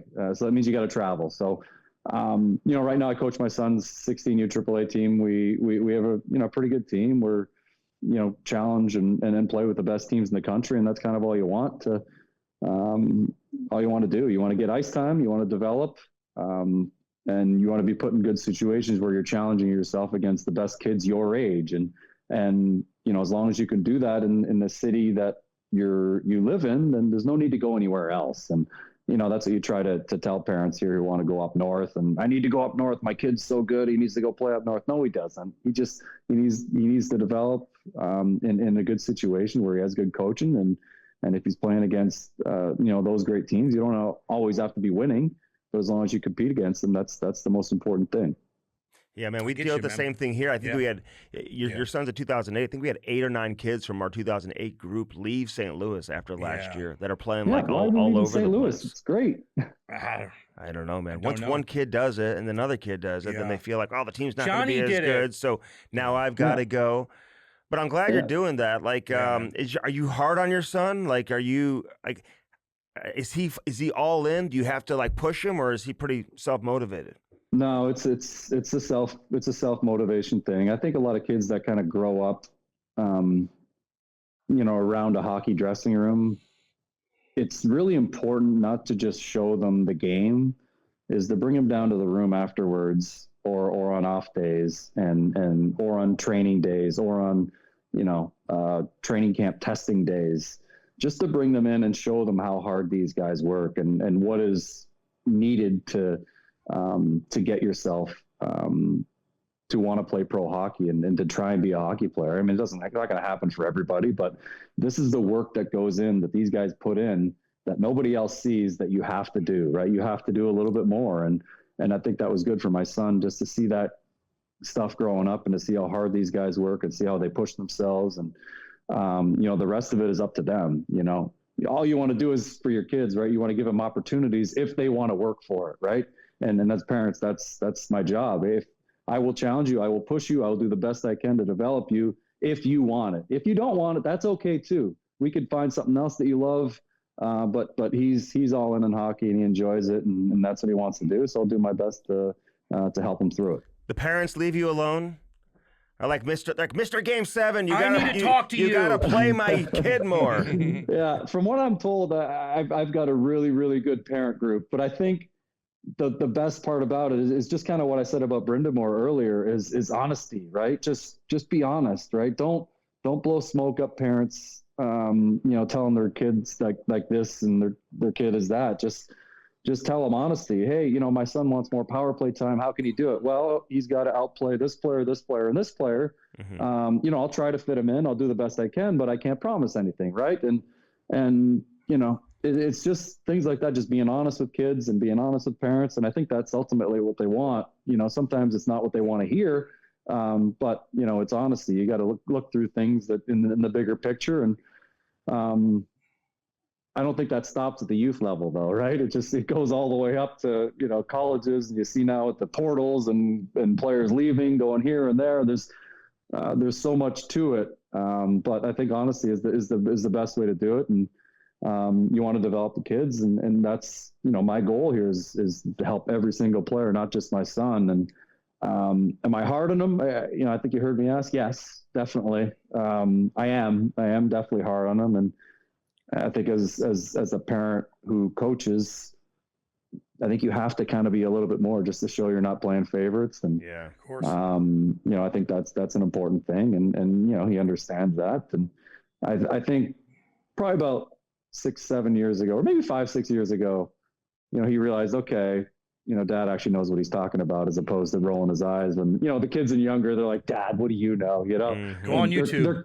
There came a point where he was like, okay, all right, Dad knows his shit, so I should probably start listening. Yeah, no doubt. You're the man, dude. Well, all the best, dude. You're the man. Thanks and have fun. Appreciate it. Go yeah. score. Listen, go score some goals today. Hey, keep your that- head on a swivel. Shouldies, right? I got to wear the. All right, I'm Dude, putting the shouldies on. Put shoulder pads on. We got to protect You you. didn't a little wear bit any here. when you played. I had to get off of them in fights and stuff like that, but I wear them in the alumni skates. He's the one that doesn't, and he's got issues going on. Now I do. He's He used to give fragile. me shit because I'm like, I can't move. Head on a swivel, I'm telling you. These guys don't play around. Hey, you're the man, Willie. We'll see you, buddy. Thank you for coming on. Seriously. Yeah, appreciate my it, man. pleasure, guys. Anytime. Okay, See you, dude. Take care. Late. See ya. Yeah. The Chemistry Podcast is brought to you by Bellman. Behlmann. Bellman Automotive. Located where? Troy. Troy, Missouri. Buick GMC on one side of the street. Right on the other side, Chrysler Dodge Jeep Ram. Get yourself some new wheels in time for the winter. That was Justin Williams, Mr. Game 7. We usually do these interviews like a couple days before. Like today, we double dipped where we did Justin, and then we just did an intro. We're still coming off So the it's- holidays. Yeah, so I kind of remember exactly what he said. Oh, good. Yeah. Well, tell us a few things that stuck out. Well, he hung out with Donald Brashear Yeah, he did. and then met his wife. He met his wife through Donald Brashear. It's so funny. I could picture that whole thing where they probably never really hung out that much, Brash was a weird, different bird, Yeah. So it's just one of those nights where you just connect, like Yeah. you're hanging, Yeah. and all of a sudden something really good happens like that. Yeah. I thought that was cute. How about Rod Brindamore playing in the game today? Well, why wouldn't he? He's coaching. He's busy. Why would he not do that? I don't know. When you work out like that, you don't think you're going to go show off and play when you still dominate? Against NC State. They're going to I want lose. to watch They're the going to game. lose. Oh, you think they're going to lose today to NC State? You think Ray Whitney's going to be flying around? Those guys are stopping and starting. Do you know Listen, your skill set only goes so far when you get old. Mhm. Okay, just so you know, speed and energy takes over. Those guys could be 10 times less skilled, Yeah. but they're going to stop on pucks. They're going to probably get in shot lanes. Mhm. I'm telling you, it's going to be a miserable game Do you for know those that guys. Denver University lost to UNLV? Oh yeah, I UNLV saw that. was a club team. I saw that. And Denver didn't have their head coach. Denver didn't have. Their coach, who cares? They didn't have their Go beat that their team. best player, Doesn't matter. Z Bulliam. Doesn't matter. But they have all these D1 players. They should never have lost. Oh, it sucks. Could you imagine Why'd they play being them? the assistant coach who has to call? The? I heard that, like while the game was going on, that David Carl, like he's meeting with USA, like they're having meetings, and he's like paying attention to the game at the same time. He's like losing his mind over the score. Over a charity game, basically, right? No, I mean, I What guess is it it then? doesn't really count. What is it? Well, yeah, it doesn't Yeah, count. yeah. Doesn't it counts? No, I guess it doesn't count. A club team doesn't count. It wouldn't count. It's towards- a charity game. towards the rankings. They're probably just making money for charity. They're just It's in that. not charity. UNLV's trying to establish themselves as a D1 club. I give Denver credit for giving them a game Yeah, I do too, because you're just rolling the dice. because on- Lindenwood would get some games against some D1 teams too. Their last couple of years before they became an official Okay. D1 program, I see what you're saying. Yeah. and so they would get some games against some D1 teams. UNLV came to Lindenwood at the beginning of the year, and Lindenwood beat them twice. Okay, so I thought UNLV maybe had a D1 team, and No. then they played their club team instead. No. Okay, my They're bad. they don't have a D1 team. My bad. We're talking about you know what I don't know. UNLV stands for? Las Vegas? Yeah. Okay. So they don't have a D1 team. Okay. So they came and played Denver. Just to show off a little bit. Yeah. Michigan Good. State lost to Penn State, and there's been some, are Yeah. you gonna have you break down college hockey a little bit more this year? Why? because I think you should. If there's a big game going on, maybe, but like, what? You don't. Unless something like this happens, Yeah, like we're gonna okay. break down. We Why got, would the, you we got do the that? Frozen Four coming here this year. That's though. cool. We'll see if Jimmy Snuggerud Yeah. will play for Minnesota. They reach the Frozen Four, then he can just slide right over and play for the Blues. Yep. He didn't want to last year. No. Hey, I don't mean to cross promote, but on Hockey Sense, I had Jakob Stansel. Was he cool? Did you listen to the interview? Go watch it, dude. He was great. He doesn't do. I Does he think- speak English? Yeah, Okay. he does. I think you'd really like it. Okay. I'll listen to Go check it out. He was like one of the star players at the Yeah. World Juniors. it. Yep. Like scored a ton of goals, led the tournament in goal scoring. He's got a great story too. He's been through some personal adversity the last. Daddy die? Yeah, I think so. Yep. In a During car the- accident. yeah. When they were Like a year ago, man. horrible. You know, so he's Yeah. going through his I'll listen to that one. best time of his life Yeah. as a hockey player, and to go through that. Ah, fuck. Told you if I didn't have my dad. Ooh, boy. So you know, I just Don't know. have a soft spot for him, Me too. and he's got some legit ability. I mean, you see how he scores his goals, the way he scores, the size, his skill, that whole combination. And I think he's got a real chance, Cam, of being a good player and potentially a draft pick that you look at. Wow, we got this guy in the 4th round. The Blues are pretty good with. They got a lot of things going on. Watch right you now. get all these guys in the 1st round, all these draft picks, and the 4th rounder ends up being like this. So what?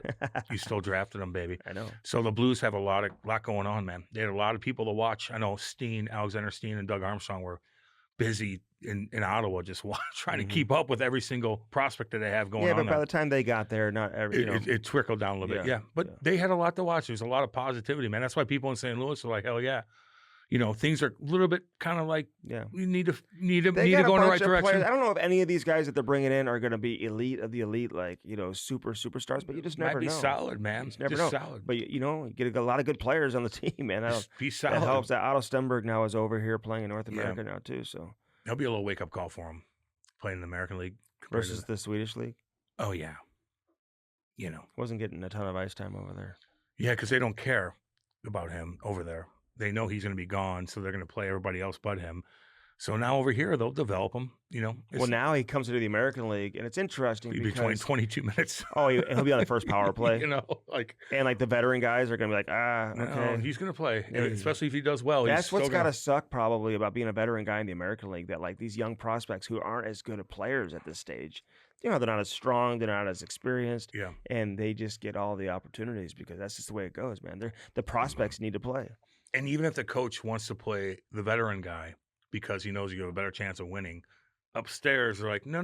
They're telling him, They're like, hey, this yeah, kid needs to be on the power play. get him on now. Let him learn. Even Drew Bannister told me that, like, or no, Doug Armstrong told us. That's like one of the only times that he really, like, he just basically said when Drew Bannister took over, like, Bolduc's got to play. And he's got to be in the lineup every game. Well, he set out a game the other day, Zachary Bolduc, who's still finding his way. Monty said something like, he's just got to be better away from the puck, little things. And he's also got to be better in the second and third period where he kind of trickles off a little bit. Zachary Yeah. Bolduc, man, I like him, man. Mhm. Like, I really do. He actually listens, and you Oh, can he's tell a- he's a he's good a good kid. He's a good kid. Really good You kid. can tell, dude. You could always just tell. You've been around the guy. Like, you just tell. Oh, yeah. Oh, he's a good kid. He's going to be a man. good player. He's just scored fucking 25 Yeah, goals. did you see the interview I did with his dad? Mm-hmm. His dad became like an Cool, yeah. internet sensation.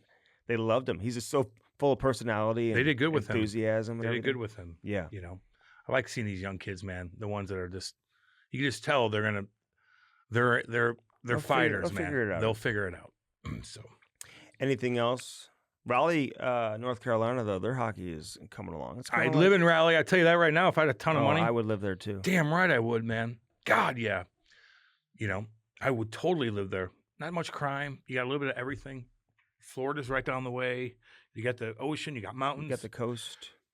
And- Weather's nice. And just west of you is beautiful mountain towns Yeah. Oh God, yeah. up in like Asheville and stuff Yeah. like that. I took my family on a vacation there a few years back. We know. Asheville. You said that story before. It's all good. I have not. And then yes, you have. And Ty went into the Biltmore. oh, yeah. And he went under the goddamn thing. yes. And he wrecked something. Probably Yeah. something very He had valuable. chocolate all over his hands, maybe, or something. You know, who knows what that was? Something really, really, just Yeah.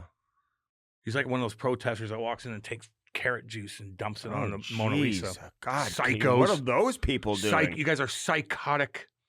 Is that It- the it's real wor- painting? Yeah, but it's under. They can clean Don't they it. cover it? Yeah, and sometimes it's not. You I can't don't know. clean that. I just hope that They this put, never. like paint all I over just it. hope it never comes to where I'm driving home, and these weirdos are Protesting. and they're blocking the What street. would you do? Oh, God. I don't know. I don't even. Well, I would have. Well, if I'm with Kate, I would like get in the driver's seat and I'm going to drag them by their hair and move them out of the way, and then have Kate just pull the car up real quick. Mm-hmm. But if they keep getting in the way, I just might have to smack them around a little bit. It is what it is. I'll go to jail for a couple of days, but I think I'd have the majority behind my back for that decision. I love Canada. I love people. I was in Whitby. I was in Love the Oshawa. people. I was in Vaughan. I was in North York. I was downtown. I love all y'all. Treated me great up there, Canada. baby. I Okay. love all you no, guys. No, don't try to. No, they treated me. Those are my people. I lived now. up there. They treated me Talk as to an the- American. As an American, you treated Yeah. me awesome. Talk to I the- took their jobs. Talk to the shit kickers out in Saskatchewan. What's up, baby? will you? Love all y'all. What's up, baby? Let's go. Shit kicking motherfuckers. Love you guys, man. From You where? know, Saskatchewan, Alberta, Manitoba, British Columbia. Hey, Chaser. out east. Chaser was at the game the other day. Saw Good to that. see him down at the rink. Did they show him at the rink? I didn't go to the rink because I wasn't working that game. Oh, did they show him? I didn't see it. I don't think we showed him on TV. No. But I did see him. Got to chat with him for a minute. Is he all right? Doing okay. Okay. This You guy- just don't know. you just- And Chaser's going to yeah. be like, I'm fine, but like, Yeah. it's I mean, fucking but hell. It's hell hell on earth. That's him to find his way down to the rink, though. You know what I'm saying? He's always, I don't know how to. I'd be he's hidden. like a machine. that I'd be guy. hidden like a pansy. Chaser's like, nope, get me out of here. Yeah. I don't know how I'd be, man. Firstforum.com/Cam and use our link, man. And again, send us your a screenshot of your order or something. I'll pass that along to the boys over there at First Forum. right. Send it to me. Seriously, send it to me. No, I mean it. Send it to me. Yeah, we know, Yeah, Andy. okay. Good God. All right, Blue Note Roofing Cam, 314-920-5713. Nobody does it better than Dave Novak. He is the best in the business. Do it today. Yeah, Blue yeah. Note Roofing, baby, 314-920-5713. Hat Launch and hatlaunch.com. Nobody does it better. They're America's #1 source for customized hats. You want to get your own hat created by the best in the business? Great quality hats, too. They'll create the logo. They do the design. They do a lot of different things, but it's great quality, too. Hatlaunch.com, baby. Say hi to Danny and Jordan. Danny, and Jordan, everybody. what's up, dude? Tyler, Let's go. Tyler, what up, dude? Everybody over there. Illinois Recovery Center, Cam. Swansea, Illinois. Check it out, man. And just do it, actually. They'll take care of the insurance and all that stuff. All the bullshit Just give 'em a work. call. Just give them a call. Don't wait. Give them a call. Love you guys. IllinoisRecoveryCenter.com. If you need help getting in touch with Chrissy or Eric, reach out to us. Damn right. Reach out to me. Yeah. Reach out to Andy. He knows he knows how to comfort you. But I could get him in touch with Chrissy. yeah, I know. But they could just look it up. Yeah, okay. Easily. Okay, yeah. You know. Sparks Hockey Cam. Get a Sparks. Otherwise, you know who's sharper? Oh God, that fucking psycho boy. Could you imagine relying on Seth to For what? get you through the weekend? Imagine he has access to your house. Oh my God. I'm Your just- garage door code? You have daughters. Oh, okay. We just don't even need to go there with that. No, he's fine. He's fine. There's no warning signs with him. His mom and dad are like, we didn't know.